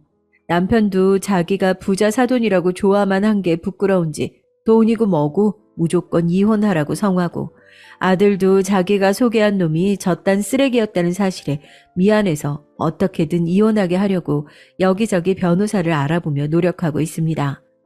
우리 가족이 앞으로 어떻게 하면 좋을지 여러분의 의견과 응원 댓글 많이 남겨주세요. 여러분의 응원이 제 딸에게도 힘이 될 것 같습니다. 지금까지 제 얘기 끝까지 들어주셔서 감사해요. 여러분의 가정에는 항상 행복한 일만 가득하시길 바랄게요. 안녕하세요. 저는 서울에서 남편과 아들과 행복하게 사는 40대 여자입니다. 요즘 해외여행에 대한 수요가 다시 올라왔는데 다들 여행은 다니시나요? 우리 가족은 이번 여름에 유럽으로 여행을 가려고 준비 중인데요. 마침 제 직업이 승무원이라 할인 티켓도 있고 이미 제가 갔던 곳들이 많아요. 그래서 남편과 딸을 데리고 어디 갈지 벌써 생각하는데 생각만으로도 즐겁습니다. 승무원 엄마를 둔 덕분에 우리 딸은 여행 박사거든요. 아직 유치원생인데 여행으로 간 나라가 10개가 넘습니다. 딸이 엄마 덕분에 행복하다고 할 때마다 얼마나 뿌듯한지 몰라요. 어렸을 때 저는 제가 이렇게 행복한 가정생활을 누릴 거라고는 상상도 하지 못했어요. 물론 이것도 결과론적인 얘기예요. 왜냐하면 저는 지독한 시어머니를 만났거든요. 오늘 여러분께 들려드릴 사연도 그 내용입니다. 다사다난한 인생에 빠질 수 없는 제 얘기, 그럼 바로 시작할게요. 저는 서울에서 태어나서 자랐어요. 하도 이사를 많이 다녀서 정확히 고향인 동네를 말하기는 애매합니다. 사실 어린 시절을 생각하면 숨이 턱 막히곤 해요. 왜냐하면 딱히 좋았던 기억이 전혀 없거든요. 지독하게 가난했었고 부모님 사이는 좋지 않았습니다. 특히 아버지가 밖에서 사고를 많이 치고 돌아다녔죠. 그것도 돈 관련 문제로요. 집에 빚쟁이들이 찾아오고 빨간 딱지가 집안 여기저기에 붙어 있었습니다. 엄마, 아빠 싫어. 아빠 또 술 마셨어? 다른 친구들 아빠는 같이 공원도 가고 놀아주는데 우리 아빠는 왜 술만 마셔? 오죽하면 어렸던 제가 엄마한테 아빠에 관한 불평을 마구 내뱉기도 했어요. 그러다 제가 중학교 때 엄마는 결국 아빠와 이혼하셨습니다. 아빠가 친한 친구의 보증을 섰는데 그걸로 집안이 망했거든요. 엄마는 도망치듯 이혼했고 그래도 저를 데리고 다른 동네로 갔습니다. 아빠랑은 인연을 그때부터 끊었고 지금까지도 생사를 모릅니다. 아무튼 그렇게 서울의 달동네로 갔는데 엄마와 저는 옥탑방에서 살았어요. 버스 정류장에서 내려서 계단을 100개도 넘게 올라갔던 기억이 생생합니다. 좁은 골목길을 몇 개 지나서 겨우 집에 도착하면 엄마와 제가 살던 옥탑방이 보였어요. 야, 너 동인의 집 위에 산다며? 너 이 집 거지야? 거지야. 네가 나 가난한데 보태준 거 있냐? 헐, 뭔 말을 그렇게 하냐? 너희 엄마는 시장에서 나물 팔지? 그걸로 돈이 돼? 그렇게 물어볼 시간에 너희 엄마한테 돈 받아서 우리 엄마 나물이나 사줘. 집 주변에 시장이 크게 있었거든요. 거기서 엄마는 정식으로 가게도 없이 길가에서 나물을 파셨습니다. 나물 말고도 공장에서 양말이나 속옷을 떼서 팔기도 하셨죠. 노점상이라 엄마가 있던 자리가 매번 바뀌었습니다. 사춘기 시절에도 저는 그런 엄마가 창피하지 않았어요. 철없던 중학생 시절이라 친구들이 많이 놀렸거든요. 그래도 저는 전혀 위축되지 않았고 오히려 맞서 싸웠습니다. 엄마가 그렇게 번 돈은 죄다 저한테 들어간 것을 이미 알고 있었거든요. 없는 살림에 어떻게든 가난한 티는 내지 않게 하려고 애쓰셨습니다. 새벽부터 일어나서 제 밥은 꼭 하고 나가셨고 빨래도 매번 깨끗하게 해주셨어요. 그걸 아니까 저도 불평을 하고 싶지 않았습니다. 어서 오세요. 몇 분이세요? 너 민주 아니야? 너 여기서 일해? 와. 안녕. 4명이야? 그러면 저쪽 창가 자리에 앉으면 돼. 어린데 벌써 아르바이트라는 거야? 안쓰럽다. 고등학생 때는 저도 조금이나마 엄마를 돕고 싶더라고요. 그래서 동네에 있는 돈가스 가게에서 아르바이트도 했습니다. 거기서 일하며 학교 친구들이랑 참 많이 마주쳤어요. 친구들의 부모님이 저를 안쓰럽게 여길 때도 많았죠. 그런 관심이 당연히 좋지 않았습니다. 그렇다고 제 처지를 비관할 건 절대 아니고 꼭 나중에 돈을 많이 벌어야지 생각하는 계기가 됐어요. 공부할 시간에 가게에서 아르바이트를 했으니 당연히 성적은 좋지 않았죠. 엄마는 제가 공부할 나이에 생활비를 벌고 있는 것을 매우 안타까워하셨습니다. 민주야, 엄마는 네가 일하는 거 달갑지 않아. 너무 미안하고 그냥 공부만 하면 안 되겠어? 엄마, 나 공부 평생 못했던 거 알잖아. 못하는 거 붙잡고 있는 것도 안 좋지. 나는 이렇게 일해서 우리가 하루라도 더 안 굶는 게 더 좋아. 제 말은 진심이었습니다. 제가 원래 공부를 잘했으면 억울한 마음이 있었을지도 몰라요. 하지만 저는 공부에 소질이 없었습니다. 물론 사교육을 전혀 받은 적이 없으니 당연한 결과였죠.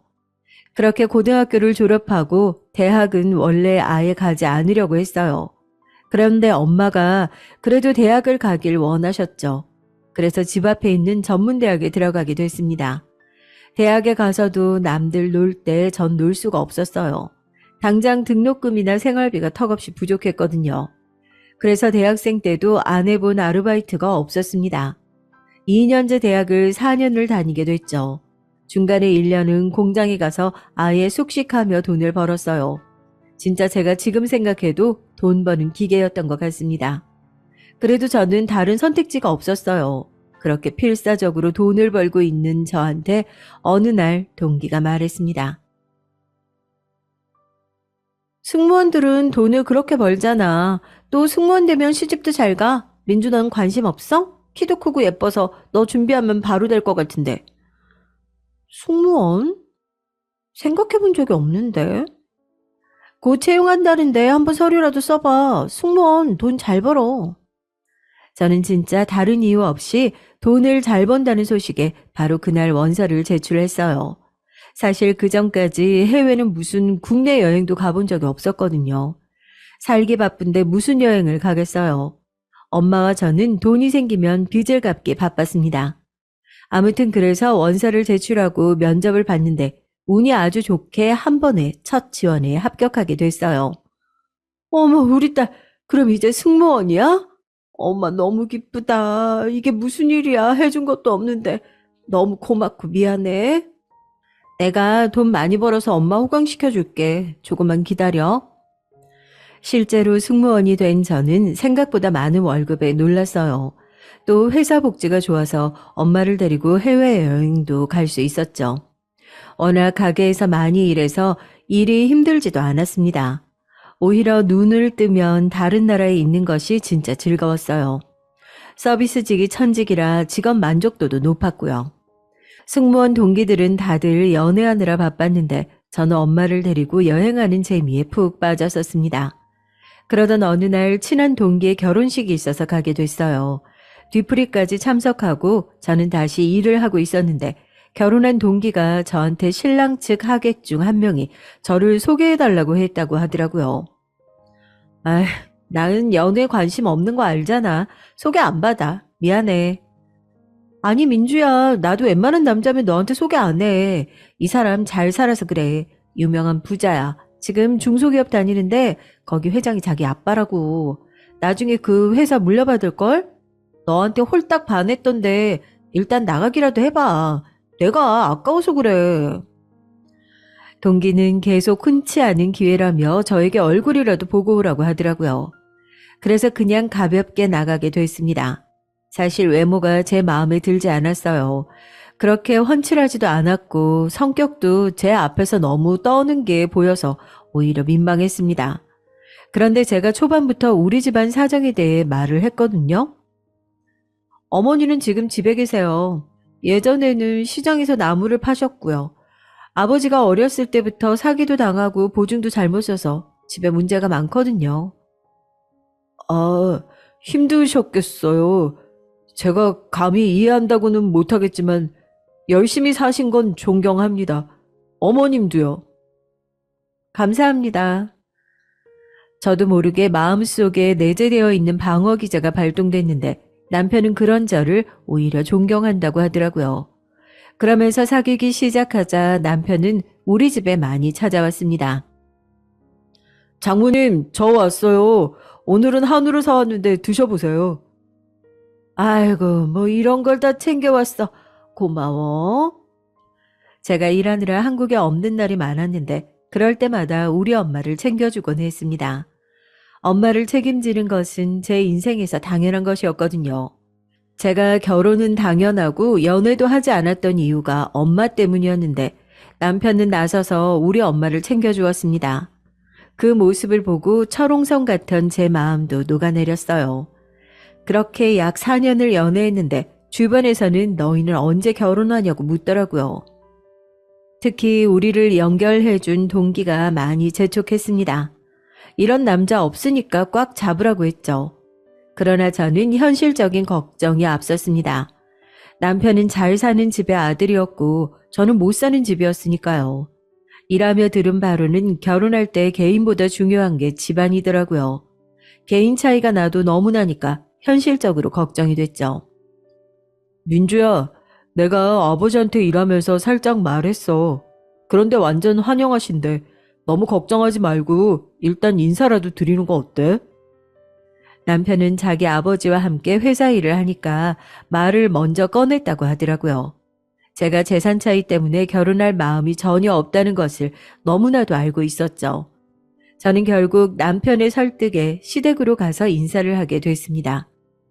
그리고 시어머니를 그날 처음 뵀는데 결론부터 말씀드리자면 정말 첫인상이 별로였어요. 아들한테 얘기 많이 들었어요. 어찌나 예쁘다고 입이 닳도록 칭찬하는지 너무 궁금했는데 생각보다 훨씬 예쁘네. 아이고, 연예인인 줄 알았어요. 감사합니다. 외모가 뭐 천년만년 가는 것도 아니고 능력이 중요하지. 엄마 승무원 돈 많이 벌어요. 그리고 엄마 여행 좋아하잖아요. 민주가 다니는 회사 복지로 티켓 싸게 사서 여행 다닐 수 있어요. 아이고, 그거 듣던 중 반가운 소리네. 내가 요즘 해외로 골프 치러 가고 싶었는데 우리 집에 복덩이가 들어왔어. 저를 생각보다 더 환대해 주시는 시아버지, 반대로 냉담하게 잘 쳐다보지도 않는 시어머니, 너무 상반되는 반응에 당황했던 기억이 납니다. 남편은 중간에서 시어머니가 뼈 있는 말을 하면 받아치느라 바빴어요. 그 모습을 보며 웃기기도 하고 애쓴다는 생각도 들었죠. 남편은 걱정하지 말라며 어차피 집안 실세는 시아버지니까 시아버지 마음에만 든다고 저를 위로했습니다. 그런데 그 다음에 일어난 일이 충격이었어요. 아가씨도 사회생활 안 해본 것도 아니고 알아들었죠? 딱 보니까 돈 노리고 그러는 것 같길래 좀 많이 넣습니다. 이 정도면 깔끔하게 끝낼 수 있을 거라고 믿어요. 저 기분이 많이 나쁘네요. 제가 돈 받으면 떨어져 나갈 줄 아셨어요? 죄송한데요. 이런 집에 저도 시집가기 싫어요. 돈은 그대로 가져가세요. 시어머니는 저를 따로 불러내어 돈 봉투를 주며 떠나라고 했습니다. 제가 거지도 아니고 돈도 이미 충분히 잘 벌고 있었거든요. 물론 집안 재산이 차이가 꽤 났죠. 하지만 그렇다고 제가 이런 취급을 받아야 할 이유는 전혀 없잖아요. 순간 모멸감까지 들더라고요. 아무리 남편이 우리 엄마한테 잘하고 제가 돈을 좋아해도 이건 아니잖아요. 돈이 없지 자존심이 없는 게 아니니까요. 그대로 그 자리에서 일어났고 남편에게 전화해서 헤어지자고 통보했습니다. 물론 가슴이 아팠지만 이런 집에는 시집가는 것이 너무 싫었어요. 그런데 남편 반응이 의외였습니다. 민주야, 내가 미안해. 장모님 죄송해요. 난 진짜 너 없이 안 돼. 너 없으면 나 못 살아, 민주야. 민주야. 아니, 이게 무슨 소리야. 민주야, 김서방 아니야? 엄마, 문 열어주지 마. 그냥 그대로 있어. 민주야, 결혼해줘, 민주야. 남편은 술에 취해 우리 집 앞에 찾아오기 시작했습니다. 심지어 제가 일하러 떠나면 제가 없으니까 그 사이를 틈타 엄마한테 하소연을 했죠. 친정엄마는 안 그래도 사위가 당신에게 잘했는데 딸인 저와 결혼하고 싶어 매일같이 찾아와 눈물로 읍소를 하니 마음이 많이 흔들렸나 보더라고요. 민주야, 엄마는 네가 살면서 이제 또 언제 김서방 같은 사람을 만날지 모르니까 물론 네 마음도 중요한데 그냥 엄마는 네가 김서방과 결혼하길 바래. 엄마, 내가 시어머니가 찾아와서 나한테 돈 봉투 좋다고 말했잖아. 그런데도 그런 말이 나와? 나 자존심 때문에 그렇게는 못해. 그런데 김서방 말 들어보면 어차피 경제권은 시아버지한테 있더라고. 그리고 시아버지는 너 예뻐한다며. 김서방이 또 중간에서 역할 잘한다고 하니까. 저런 집에 시집가면 결국 우리가 고생하게 되어 있어. 집에 가면 밖에선 남편이 울며 문을 두드리고 집 안에선 엄마가 저를 설득했습니다. 하도 남편이 밖에서 그러니까 경찰까지 부른 적도 있었어요. 이웃들한테 제발 결혼하면 안 되냐는 원망 섞인 말을 듣기도 했습니다. 그러던 어느 날이었어요. 저는 몇 달째 마음을 굽히지 않고 있었는데 어느 날 해외에서 공항에 도착했더니 시어머니한테 전화가 오더라고요. 받지 않았는데 계속 울리길래 결국 받았더니 시어머니가 오열하며 저한테 소리쳤습니다. 결혼하라고. 내 아들 죽는 꼴은 나도 못 봐. 그러니까 결혼해. 이게 무슨 소리인가 싶어 들어봤더니 남편이 단식 투쟁을 하고 있었대요. 저와 결혼하지 않으면 죽겠다고 아무것도 먹지 않았고 결국 영양실조로 쓰러지기까지 됐죠. 저는 처음 듣는 소리라 매우 당황했습니다. 병원으로 갔더니 시어머니는 두 눈이 빨개진 채 저를 노려보고 있었어요. 옆에선 시누이도 시어머니 옆에 딱 붙어 저를 노려봤죠. 다행히 남편은 영양제를 주입하고 상태가 괜찮아졌습니다. 내 아들 죽이고 싶어서 안 달랐어? 아주 고단수네. 결혼해. 하란 말이야. 언니, 진짜 그러는 거 아니에요. 우리 오빠 귀한 집 자식인데 어떻게 이럴 수가 있어요? 사랑 가지고 놀아요? 왜 저한테 그러세요? 제가 단식 투쟁하라고 시킨 것도 아닌데. 그만, 그만, 다들 그만해. 지금 아픈 애 앞에서 이럴 거야, 어? 쓰러진 남편을 두고 저는 유니폼을 입은 채로 병원에서 언성을 높였습니다. 어렸을 때부터 하도 무시당하고 자란 저는 깡이 가득 있었거든요. 사실 신우이 정도는 신경도 쓰지 않았습니다. 아무튼 정말 황당한 이유로 저는 결국 결혼 허락 아닌 허락을 받게 됐어요. 시아버지가 제 편이라 다행이었는데 그래도 시어머니와 계속 부딪히는 것을 완전히 막을 수는 없었죠. 그래도 우리 아들 결혼하는데 시계는 받아야 될 텐데, 우리 아들 귀하게 컸는데 너무 안쓰럽다. 엄마, 내가 그런 거 안 한다고 했잖아요.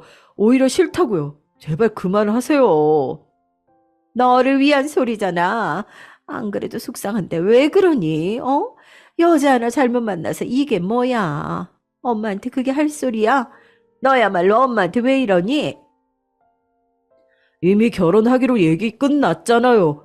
그런데 왜 자꾸 그러세요? 여보, 그냥 집에 가자. 남편은 시어머니가 아쉬운 소리만 해도 제 손을 잡고 그 자리를 피하더라고요. 그 모습을 보고 든든하기도 하고 고맙기도 했습니다. 이런 사람이라면 결혼해도 되겠다는 생각이 들었죠. 물론 그 과정이 쉽지는 않았습니다. 우여곡절이 많았죠. 시어머니가 저를 며느리로 인정 못하겠다는 이유는 바로 돈 때문이잖아요. 우리 집이 가난해서 한 푼도 도움을 주지 못했으니까요. 저도 승무원으로 일하며 돈을 적지 않게 받았는데 그 돈을 다 생활비로 썼거든요. 엄마와 여행도 자주 다녀서 모을 수가 없었습니다.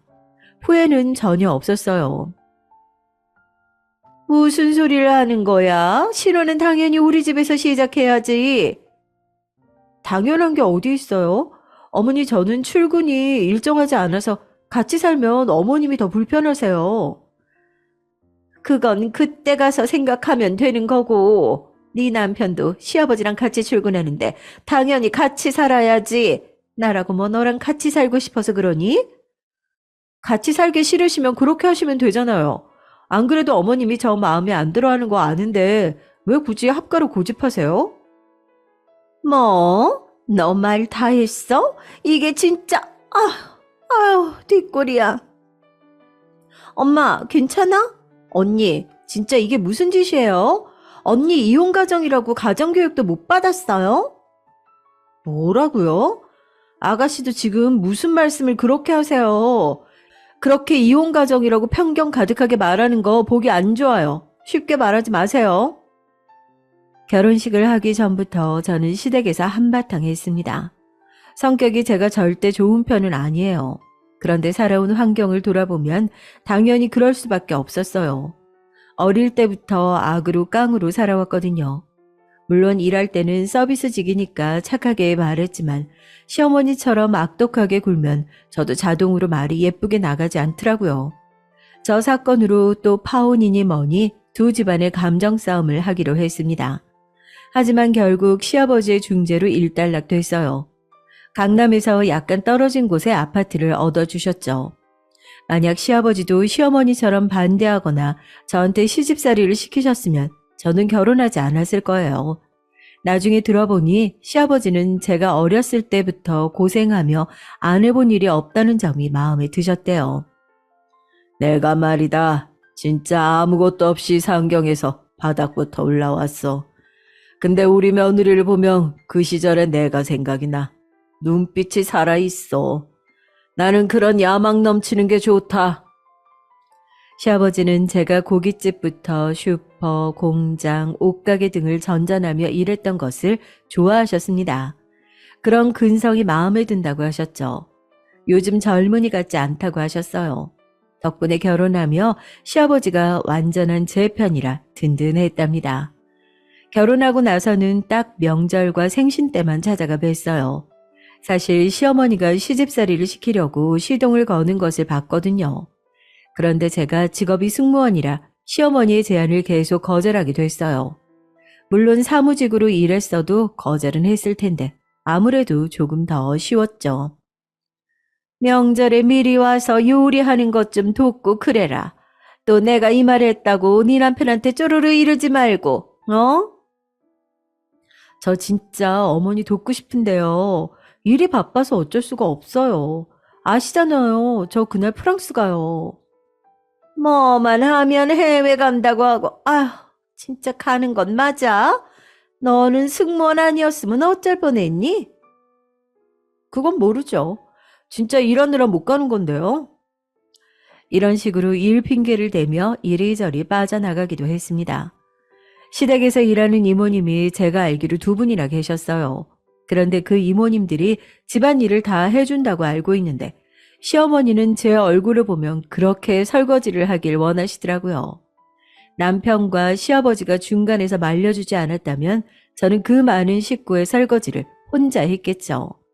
신우이는 제가 뭐가 그렇게 마음에 들지 않는지 자기 엄마 옆에 딱 붙어서 저를 견제했습니다. 그리고 정말 유치한데 제가 식탁 위에 있는 빵을 먹으려고 하면 그 봉지를 치우더라고요. 처음에는 제가 음식을 먹으려고 하면 치우는 게 그냥 제 착각이라고 생각했죠. 그런데 몇 번 반복되자 착각이 아니라는 것을 알게 됐습니다. 아가씨, 식탁 위에 있던 빵 제가 먹으려고 했는데 혹시 어디 있어요? 아, 그거 제 방에 있어요. 언니 먹으려고요? 네. 그거 남편하고 제가 시댁 식구들하고 같이 먹으려고 사온 거예요. 저는 그래도 시댁이 만만하거나 그러진 않았습니다. 시아버지가 서울 한복판에 아파트를 마련해 주셨고 많은 도움을 주고 계셨거든요. 당연히 저도 사람이니까 감사한 마음이 컸어요. 또 제가 결혼하면서 남편에게 고마웠던 점은 생활비였는데요. 엄마가 혼자 집에 계셔서 제가 월급을 받으면 대부분을 엄마한테 드렸어요. 엄마는 고생을 많이 하셔서 몸이 불편하셨거든요. 병원비도 많이 나가서 그럴 수밖에 없었는데 고맙게도 남편은 다 이해해 줬습니다. 그래서 저도 나름 시댁의 도리를 다하려고 하기는 했어요. 또 시아버지가 시어머니는 몰라도 시누이는 자식이라 많이 예뻐했거든요. 그런데 제가 다가가도 시어머니와 시누이는 오히려 저를 내치는 기분이 좋지는 않았습니다. 오히려 시어머니와 시누이는 노골적으로 여행 요구를 하기도 했어요. 제 직업이 명예가 없어 싫다고 했으면서도 혜택은 다 얻으려고 했죠. 예, 스위스에 가고 싶은데 이번 설에는 우리 가족 다 같이 스위스 좀 가자. 스위스랑 프랑스도요. 친구들은 다 유럽 경험 있던데 너무 부러워. 설에는 복지 티켓을 쓰는 게 좀 힘들어요. 그래도 한번 노력은 해볼게요.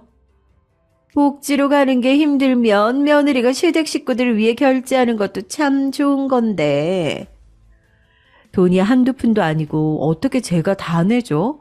아무리 장난이어도 듣는 사람 기분이 나쁘면 그건 장난이 아니라고 생각해요.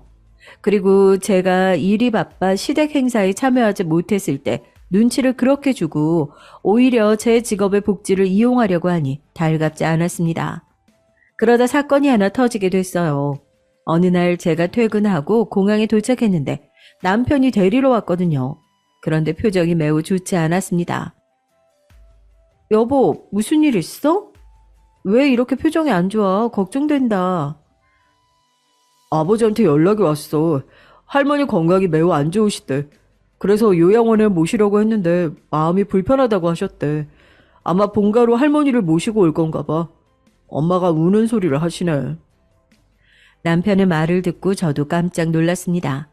시할머니를 저도 본 적이 있거든요. 그때까진 건강이 그래도 괜찮으셨는데 상태가 많이 안 좋아졌나 보더라고요. 시아버지는 그런 시할머니를 본인의 집에 모시길 강력히 원하셨다고 합니다. 못해준 게 많아 미안한데 요양원에 보낼 수는 없다는 주장이었대요. 그 과정에서 시어머니는 어떻게 데리고 오냐 주장하셨고 갈등 중이라고 남편은 대신 전했습니다. 그래도 경제권자가 시아버지잖아요. 결국 시할머니는 시댁으로 오셔서 같이 살게 되셨죠. 거동이 불편하시고 걷는 것조차 힘들어 하셨습니다. 저야 몇 번 본 적 없는 어른이니 당연히 어색했죠. 시어머니는 대놓고 시할머니를 불편해 하셨습니다. 그래도 저랑 관련이 없는 일이라 생각하고 넘겼는데 기어코 시어머니는 저를 건드셨어요. 그날은 설날이었고 제가 마침 비행이 없는 날이었어요. 남편과 같이 시댁에 갔는데 시아버지 회사에 급한 일이 터졌습니다. 그래서 남편과 시아버지가 수습을 위해 회사로 잠깐 출근하게 됐죠. 남편 없이 혼자 시댁에 있는 게 사실 달갑진 않잖아요. 아마 며느리이신 분들이 이해하실 거예요. 역시나 아니나 다를까 시아버지와 남편이 나가자 시어머니는 저를 계속 불렀습니다. 예, 이리 와봐라. 아우, 허리가 아파서 나는 계속 못 있겠네. 나 잠시 반신욕을 좀 해야겠다. 여기 시할머니 기저귀 좀 갈아. 여기 새 거 있으니까 하면 된다. 네? 제가요? 아, 해본 적 없는데. 일단 한번 해볼게요. 그래, 나는 좀 곱게 자라서 이런 게 힘들어. 그래도 아픈 사람인데 단번에 거절하는 건 예의가 아니라고 생각했죠. 제가 시어머니와 사이가 좋지 않아도 시할머니는 잘못이 없잖아요. 안 그래도 아들 집에 계시는 게 눈치가 보일 수도 있고요. 그래서 좋은 마음으로 해드렸습니다. 문제는 이게 자꾸 반복된다는 거였어요. 제가 시댁에 가면 시어머니는 기저귀를 언제 갈았던 건지 방치가 되어 있었죠. 어머니, 혹시 시할머니 기저귀 언제 마지막으로 가셨어요? 어제였나? 모르겠다. 나는 비위가 조금 약해서 안 되겠어. 그래도 이렇게 방치하면, 오늘은 제가 할게요. 그래도 어머님이 신경을 써주세요. 거동이 불편하셔서 본인이 가장 힘드실 거예요. 그럼 네가 매번 와서 갈아주면 되지 않니? 나는 이미 힘든데 왜 너까지 나한테 이러니? 아무래도 같이 사는 게 힘들 수 있으니 제가 이해하려고 했어요. 그날도 그래서 제가 갈았죠. 그런데 다음번에 갔는데도 또 시할머니의 기저귀가 방치되어 있더라고요. 어머니, 기저귀 가는 거 힘드시면 차라리 요양보호사를 부르는 건 어때요? 그것도 다 돈이잖아. 그냥 네가 좀 자주 와서 갈아주면 되지 않니? 저도 현실적으로 그게 힘들어서요. 어머님이 계속 돌보는 게 힘들면 요양원에 보내는 것도 괜찮을 것 같아서요. 남편이 그건 싫다고 하니까 그냥 네가 와서 갈아줘. 어차피 비행기에서 사람들 편하게 해주는 게 네 일이잖아. 어머니, 말씀이 좀 지나치세요. 갑자기 제 직업이 왜 나와요? 아니, 며느리한테 내가 시할머니 기저귀 갈아달라고 한 게 그렇게 잘못이야?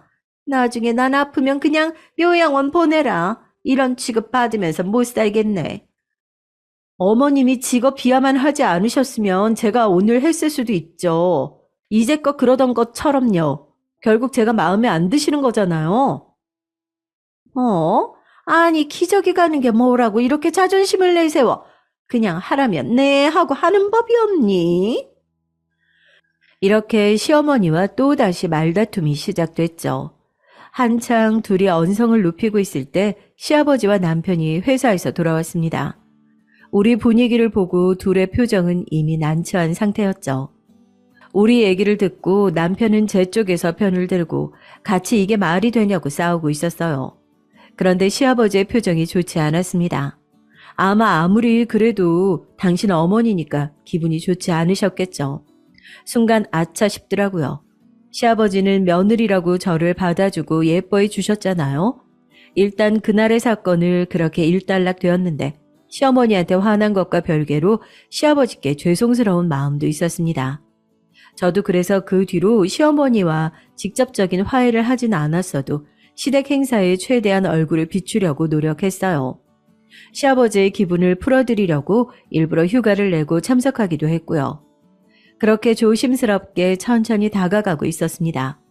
그러다 일하느라 바빠서 그런지 몸이 너무 좋지 않더라고요.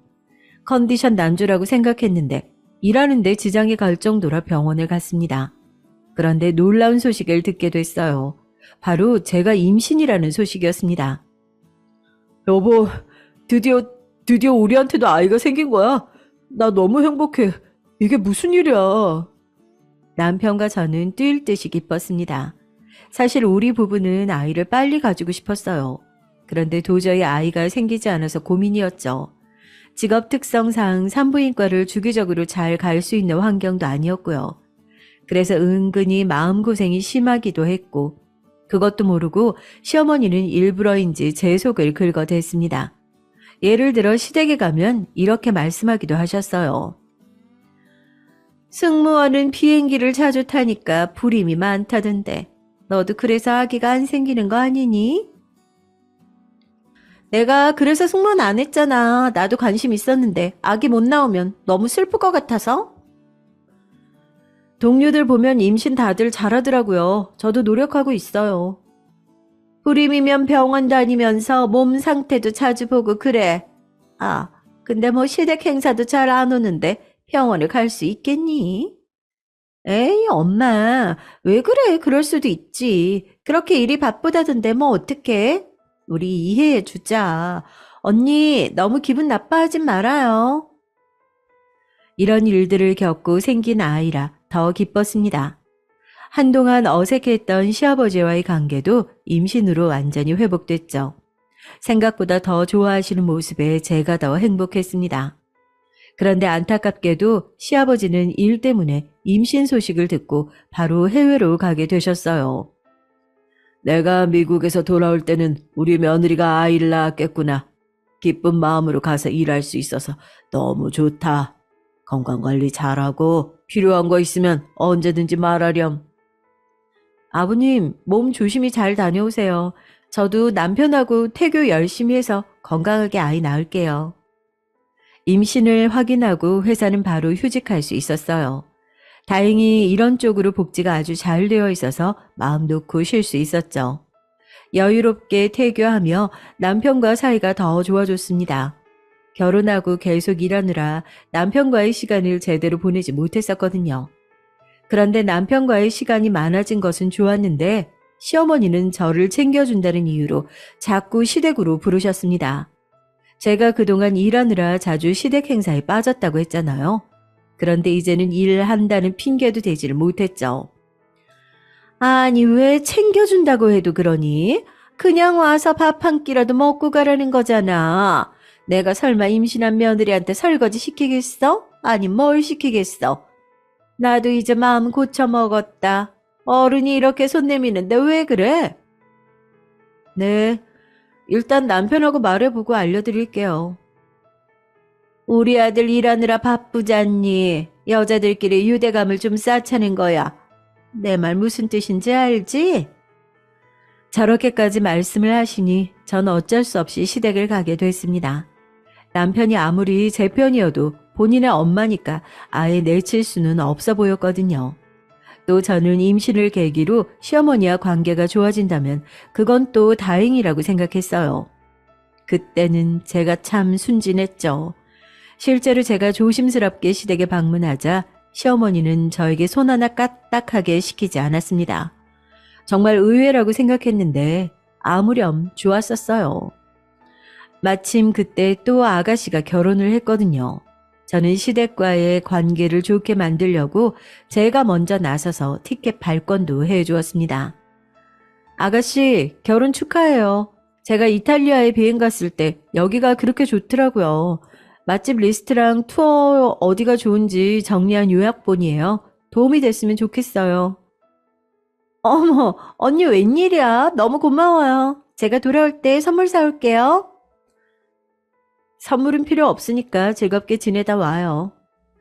시댁과의 사이가 좋아졌다고 착각한 저는 즐겁게 태교를 하고 지내고 있었죠. 그러다 문득 시댁을 챙기느라 우리 엄마를 챙기지 못하고 있다는 생각이 들었습니다. 그래서 남편과 가기로 했던 태교 여행에 엄마를 모시고 가고 싶었어요. 남편도 흔쾌히 그러자고 하기도 했고요. 결혼 전에는 엄마를 모시고 해외를 많이 다녔으니 엄마에게 부담도 아니라고 생각했죠. 그런데 친정 엄마의 반응이 너무 의외였습니다. 엄마, 괌으로 남편하고 태교 여행 갈 건데 엄마도 같이 가자. 가서 오랜만에 호텔에서 수영도 하고 맛있는 것도 먹고 오자. 민주야, 엄마가 요즘 바빠서 여행은 괜찮아. 김서방이랑 둘이 다녀와. 엄마, 무슨 일 있어? 왜 바빠? 어디 아픈 건 아니지? 아니, 혹시 어디 아프면 무조건 말해. 걱정된다. 아유, 아니야. 엄마 너 덕분에 병원 많이 다녀서 아프지도 않아. 그냥 요즘 일 구해서 다니거든. 너무 걱정하지 말고. 엄마 일 구했어? 하여간 가만히 못 있는다니까. 그러다 몸 상해. 적당히 하고 집에서 쉬어. 그럼 이번 여행은 남편이랑 나만 다녀올게. 그래, 알았어. 만약에 엄마가 시간 나면 알려줄게. 김서방하고 재미있게 다녀와. 저는 엄마가 소일거리를 구하셔서 일하는 줄 알았습니다. 워낙 부지런한 분이라 의심하지 않았죠. 적당한 사회생활은 인생에 도움이 되는 것이 확실하니 응원했습니다. 그래서 태교 여행은 남편하고 둘이 다녀오게 됐어요. 태교 여행을 다녀오고 마침내 출산까지 했습니다. 성별은 남자였어요. 사실 성별이 중요한 것은 아니었습니다. 그냥 아이 존재가 좋았죠. 아이를 낳고 조리원에 있다가 집에 가서 산후조리를 하려고 했는데 내심 저는 친정엄마가 해주길 원했어요. 물론 엄마를 고생시키는 것은 당연히 싫었지만 그냥 딸의 바람일까요? 누구보다 친정엄마가 편한 것은 사실이잖아요. 그런데 엄마가 거절할 줄 몰랐는데 거절을 하시더라고요. 엄마, 요즘 왜 이렇게 바빠? 혹시 나 몰래 대출 받거나 그런 거 아니지? 아유, 아니야. 그냥 요즘 할 일이 많네. 엄마가 그리고 신생아 키운 지 너무 오래라서 그래. 그래도 일주일에 한두 번은 꼭 보러 갈게. 아무 일이 없으면 그건 오히려 다행이긴 하지. 알겠어요. 엄마도 나 너무 신경 쓰지 말고. 엄마가 그렇게 바쁜 일이 뭐가 있을까 의심이 들기도 했습니다. 그래도 엄마의 인생도 중요하니까 서운함을 내비치진 않았어요. 설마 엄마가 다른 사람 기저귀를 갈고 있을 거라고는 상상도 하지 못했죠. 그러다 제 인생을 흔드는 사건이 발생했습니다. 이날의 사건이 바로 오늘 사연의 핵심이에요. 제가 아이를 낳고 사실 시어머니가 우리 집에 너무 자주 오셨어요. 불편한 티를 많이 냈는데 아무렇지 않게 집을 방문하곤 하셨죠.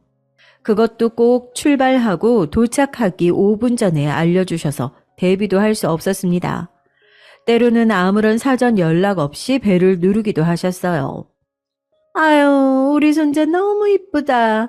우리 아들 어릴 때랑 똑같이 생겼네. 어쩜 이렇게 순하니? 아유, 우리 아들 닮아서 그런가 보다. 시어머니는 우리 아들에 대한 사랑이 넘쳤습니다. 원래 첫 손주가 유독 예쁘다고 하잖아요. 그래서 이해하려고 했는데 시어머니는 도가 지나쳤어요.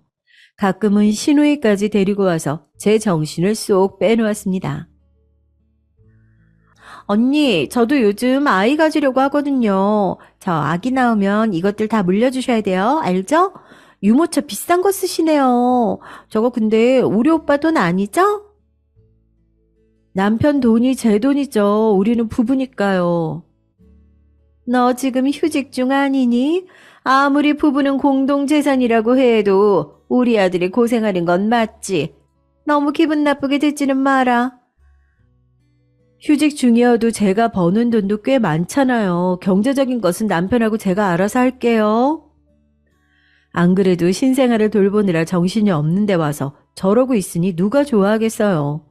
시어머니와 가까워졌다고 생각했는데 그 생각이 틀렸다는 것을 알게 됐습니다. 또 그냥 서서히 거리를 두어야겠다고 생각했죠. 그런데 와중에 시어머니가 우리 집에 다녀갔는데 그때 제 명품 가방 하나를 가져가셨더라고요. 동창회에 들고 가신다고요. 어머니도 충분히 사실 능력이 되는데 그냥 제 것을 탐내는 심보였습니다. 그냥 될 대로 되라 하고 빌려드렸는데 다시 가져다 주질 않더라고요. 남편에게 말해서 가져오라고 했는데 남편도 일이 그때 너무 바빠서 그럴 여유가 없었죠. 저는 그때 심정이 매번 시어머니가 불쑥 찾아왔으니 저도 그래야지 생각했습니다. 그래서 연락 없이 시댁으로 택시를 타고 가게 됐어요. 아이를 키우며 집에만 있으니 지루하기도 했고요. 그래서 시댁으로 가서 초인종을 누르고 기다렸습니다. 그런데 한참이 지나도 문을 열어주질 않더라고요. 원래 같았으면 이미 대문을 열어줘야 하는데 이상했죠. 계속 초인종을 누르는데 문이 굳게 닫혀 있었습니다. 시어머니가 안에 계시지 않아도 일하시는 이모님들은 꼭 계셨거든요. 이상하다 생각했는데 한참이 지나고 시어머니가 문을 열어주었습니다. 그런데 표정이 누가 봐도 너무 당황한 표정이었어요. 어머님 안에 계셨어요? 왜 이렇게 문을 늦게 열어주세요? 아이, 목욕하느라. 아니, 그런데 너는 무슨 말도 없이 이렇게 시댁에 불쑥 찾아오니? 어머님이 깜짝 방문해 주시니까 저도 그랬죠. 얼굴 보고 싶어서요. 그리고 제 가방 받으러 왔어요. 정말 너도 지독하다. 가방 가져다 줄 테니까 여기서 기다려. 시어머니는 저를 대문 앞에 세워놓고 기다리게 하더라고요. 순간 기분이 너무 나빴습니다. 본인은 틈만 나면 우리 집으로 와서 저를 괴롭게 했잖아요. 그런데 저는 들여보내지도 않다니요. 저는 억지로 아들을 품에 안고 집 안으로 들어갔습니다. 어디 한번 어머님도 당해봐라 하는 마음이었죠. 시어머니는 자꾸 주위를 둘러보더라고요. 그러더니 가방만 받고 나가라는 말과 함께 안방으로 도망치듯 갔습니다. 그 모습을 보고 시어머니가 또 우리 집에 찾아오면 나도 그렇게 해야지 생각했어요. 아들과 함께 거실에 가 앉아 있다가 그래도 시댁에 왔으니 시할머니에게 인사를 해야겠다는 마음이 들었습니다. 어머님이 가방을 가지러 간 사이에 시할머니 방으로 향했죠. 저 왔어요. 증손자도 데리고 왔는데 한번 보세요. 아들을 데리고 한박 웃음을 지으며 시할머니 방으로 향한 저는 너무 놀라서 그 자리에서 굳었습니다. 믿고 싶지 않은 광경을 목격했거든요. 처음에는 이게 꿈인가 현실인가 구분이 되질 않았어요. 그런데 아무리 봐도 제 눈앞에서 시할머니 시중을 들고 있는 사람은 우리 친정엄마였습니다. 너무 당황해서 처음에는 우리 엄마를 보고 엄마가 아니라고 부정했어요. 도저히 친정엄마가 여기 있을 이유가 없으니까요. 그런데 엄마도 저를 보고 심하게 당황했습니다. 저기 민주야, 아니 그게 아유 여긴 어쩐 일이야. 그거 내가 할 말이야. 엄마가 여기 왜 있어? 엄마가 아니 도대체 여기서 지금 뭐 하는 거야? 아니 빨리 설명해봐. 이게 뭐야? 아니 거실에서 기다리라니까. 아휴 이게 무슨 일이에요? 당장 설명해. 당신 미쳤어? 우리 엄마 데리고 지금 뭐 하는 거야? 제가 어렸을 때부터 열심히 일했던 것도 결혼하고 직업을 놓지 않았던 것도 다 엄마 때문이었거든요. 우리 엄마가 더 고생하지 않길 바랐어요. 그동안 너무 고생만 했던 엄마라 호강시켜드리고 싶었거든요. 그런데 그런 엄마가 오히려 시댁에서 시할머니 똥기저귀를 갈아주고 있다니 믿을 수가 없었습니다. 애초에 엄마가 왜 여기 있는지도 이해가 가질 않았죠. 아이, 너희 엄마한테 그냥 지나가듯 말했는데 와서 돕더라고. 제가 강요한 거 아니죠, 사돈? 말씀 좀 해보세요. 그래, 민주야. 엄마가 하겠다고 한 거야. 그러니까 화내지 마. 아니, 엄마가 왜 하겠다고 해? 말이 되는 소리를 하라고. 나 진짜 너무 속상해. 이게 지금 뭐냐고 지금. 제가 울분에 차서 소리를 치니 엄마는 눈에 띄게 당황했어요. 너무 속상한 마음에 저는 눈물이 계속 나오더라고요. 남편에게 전화를 해서 당장 시댁으로 오라고 하고 끊었습니다. 너무 화가 나서 온몸이 부들부들 떨리더라고요. 아들은 눈에 들어오지도 않았습니다. 저기 지나가듯 한 말에 온 너희 엄마가 문제지. 그럼 내가 문제니? 너 결혼할 때 아무것도 안 들고 왔잖아. 이런 식으로 갚겠다고 한 것은 너희 엄마. 어머, 야, 너 지금 뭐 하는 거니? 저는 시어머니의 말에 참을 수가 없었어요. 결국은 또 저에 대한 원망의 마음으로 일어났다는 말이잖아요. 그놈의 결혼할 때 아무것도 들고 오지 않았다는 게 이런 결과를 만들어낼 줄은 몰랐습니다. 만약 이런 결과가 있다는 것을 알았다면 저는 절대 결혼하지 않았을 거예요.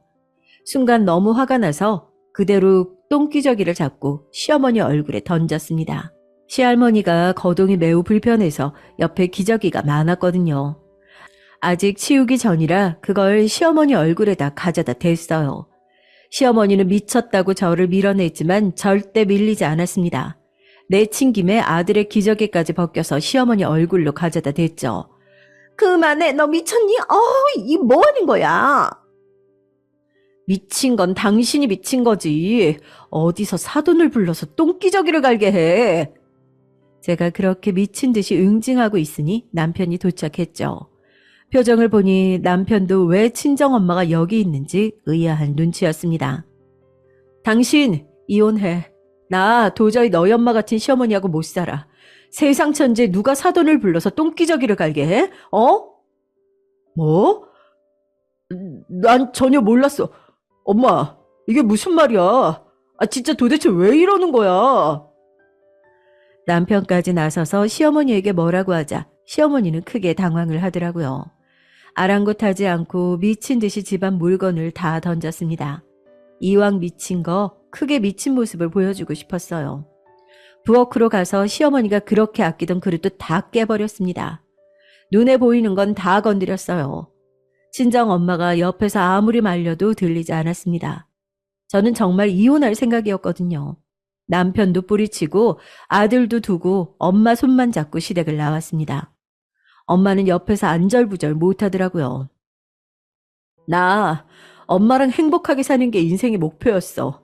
그런데 왜 이러고 있어? 나 너무 속상해. 아휴, 엄마는 네가 결혼할 때 해준 게 아무것도 없잖니. 그래서 그냥 항상 너한테 미안한 마음이었어. 그런데 마침 사돈이 연락이 와서 기저귀 가는 법을 물어보길래 내가 도움이 될까 싶었지. 그렇다고 여기 와서 똥기저귀를 갈고 있으면 어떡하냐고. 됐어. 나는 이런 집구석하고 못 살아. 이혼할 거야. 민주야, 엄마가 미안해. 내가 희생해서 네가 행복하면 된다고 생각했어. 이럴 줄은 몰랐지. 엄마가 잘못한 건 전혀 없으니까 미안해 하지 마. 시어머니가 미친 거지. 엄마는 아니야. 괜찮아. 저는 남편과 살던 집으로 가지 않고 바로 친정으로 갔어요. 당연히 남편에게 미친 듯이 연락이 오기 시작했죠. 여보, 내가 미안해. 나도 전혀 몰랐어. 몰랐던 것도 미안해. 제발 이혼은 안 돼. 차라리 내가 엄마랑 인연을 끊을게. 너무 미안해. 저는 남편이 아무리 빌어도 봐주지 않으려고 했어요. 남편은 여전히 사랑했고 아들도 눈에 넣어도 아프지 않았습니다. 그러니 시어머니와 계속 얼굴을 보고 살 수 없었어요. 그런데 마침 그때 시아버지가 미국에서 귀국을 했습니다. 저는 시아버지에게 좋은 감정만 있었지만 그때는 감정이 상할 대로 상한 상태라 마중도 나가지 않았죠. 한국에 오셨다는 것을 알아도 연락조차 하지 않았습니다. 남편의 연락도 제대로 받아주지 않았어요. 그러고 있으니 나중에 시아버지가 직접 연락도 왔는데 전혀 받지 않았습니다. 받아주려고 해도 자꾸 머릿속에 엄마가 똥기저귀를 갈던 모습이 재생됐거든요. 참을 수가 없었죠. 그런데 어느 날 우리 친정집으로 누가 찾아왔는지 아세요? 바로 시어머니였습니다. 시어머니가 찾아와서 빌기 시작했어요. 저는 너무 놀랐습니다. 내가 미안하다. 사돈, 제가 죄송해요. 저는 지금 남편이 이혼하자고 해요. 이런 사람인 줄 몰랐다고 아들마저 외면하고 있어요. 제가 너무 죄송해요. 생각이 짧아도 너무 짧았습니다. 정말 의외라는 생각이 들긴 했어요. 그리고 나중에는 시아버지까지 찾아오셨죠. 사돈, 죄송합니다. 제가 미국에 있어서 제대로 상황을 몰랐어요. 죄송하다는 말밖에 할 말이 없습니다. 아가, 너한테도 미안하다. 이제 절대 이런 일 없을 거야. 여보, 평생 엄마 안 보게 할게. 제발 이혼은 안 돼. 내가 너무 미안해. 그렇게 시댁 식구들이 단체로 죄송하다고 사과하니까 마음이 점점 풀리긴 했어요. 그리고 시어머니가 미운 거지 시아버지와 남편이 미운 건 아니었거든요. 그래서 결론을 말하자면 전 이혼하진 않았습니다. 지금은 저 사건 이후로 시어머니와 시누이를 전혀 보지 않고 있어요. 남편하고 아들을 키우며 행복하게 살고 있죠. 시어머니는 이혼 얘기가 나오니 저한테 하던 진상 행동을 더 하지 않고 있습니다. 알고 봤더니 시아버지는 시어머니가 저한테 한 짓을 제대로 알고 계시지 않았어요. 남편도 본인 엄마가 그럴 줄은 몰랐다고 실망이라고 하더라고요. 지금은 시간이 나면 친정엄마를 데리고 여행도 다니고 있습니다. 여기까지가 제가 준비한 사연인데 재미있게 들으셨는지 모르겠어요. 들어주셔서 감사합니다, 여러분. 부당한 일 있으면 저처럼 참지 말고 사세요.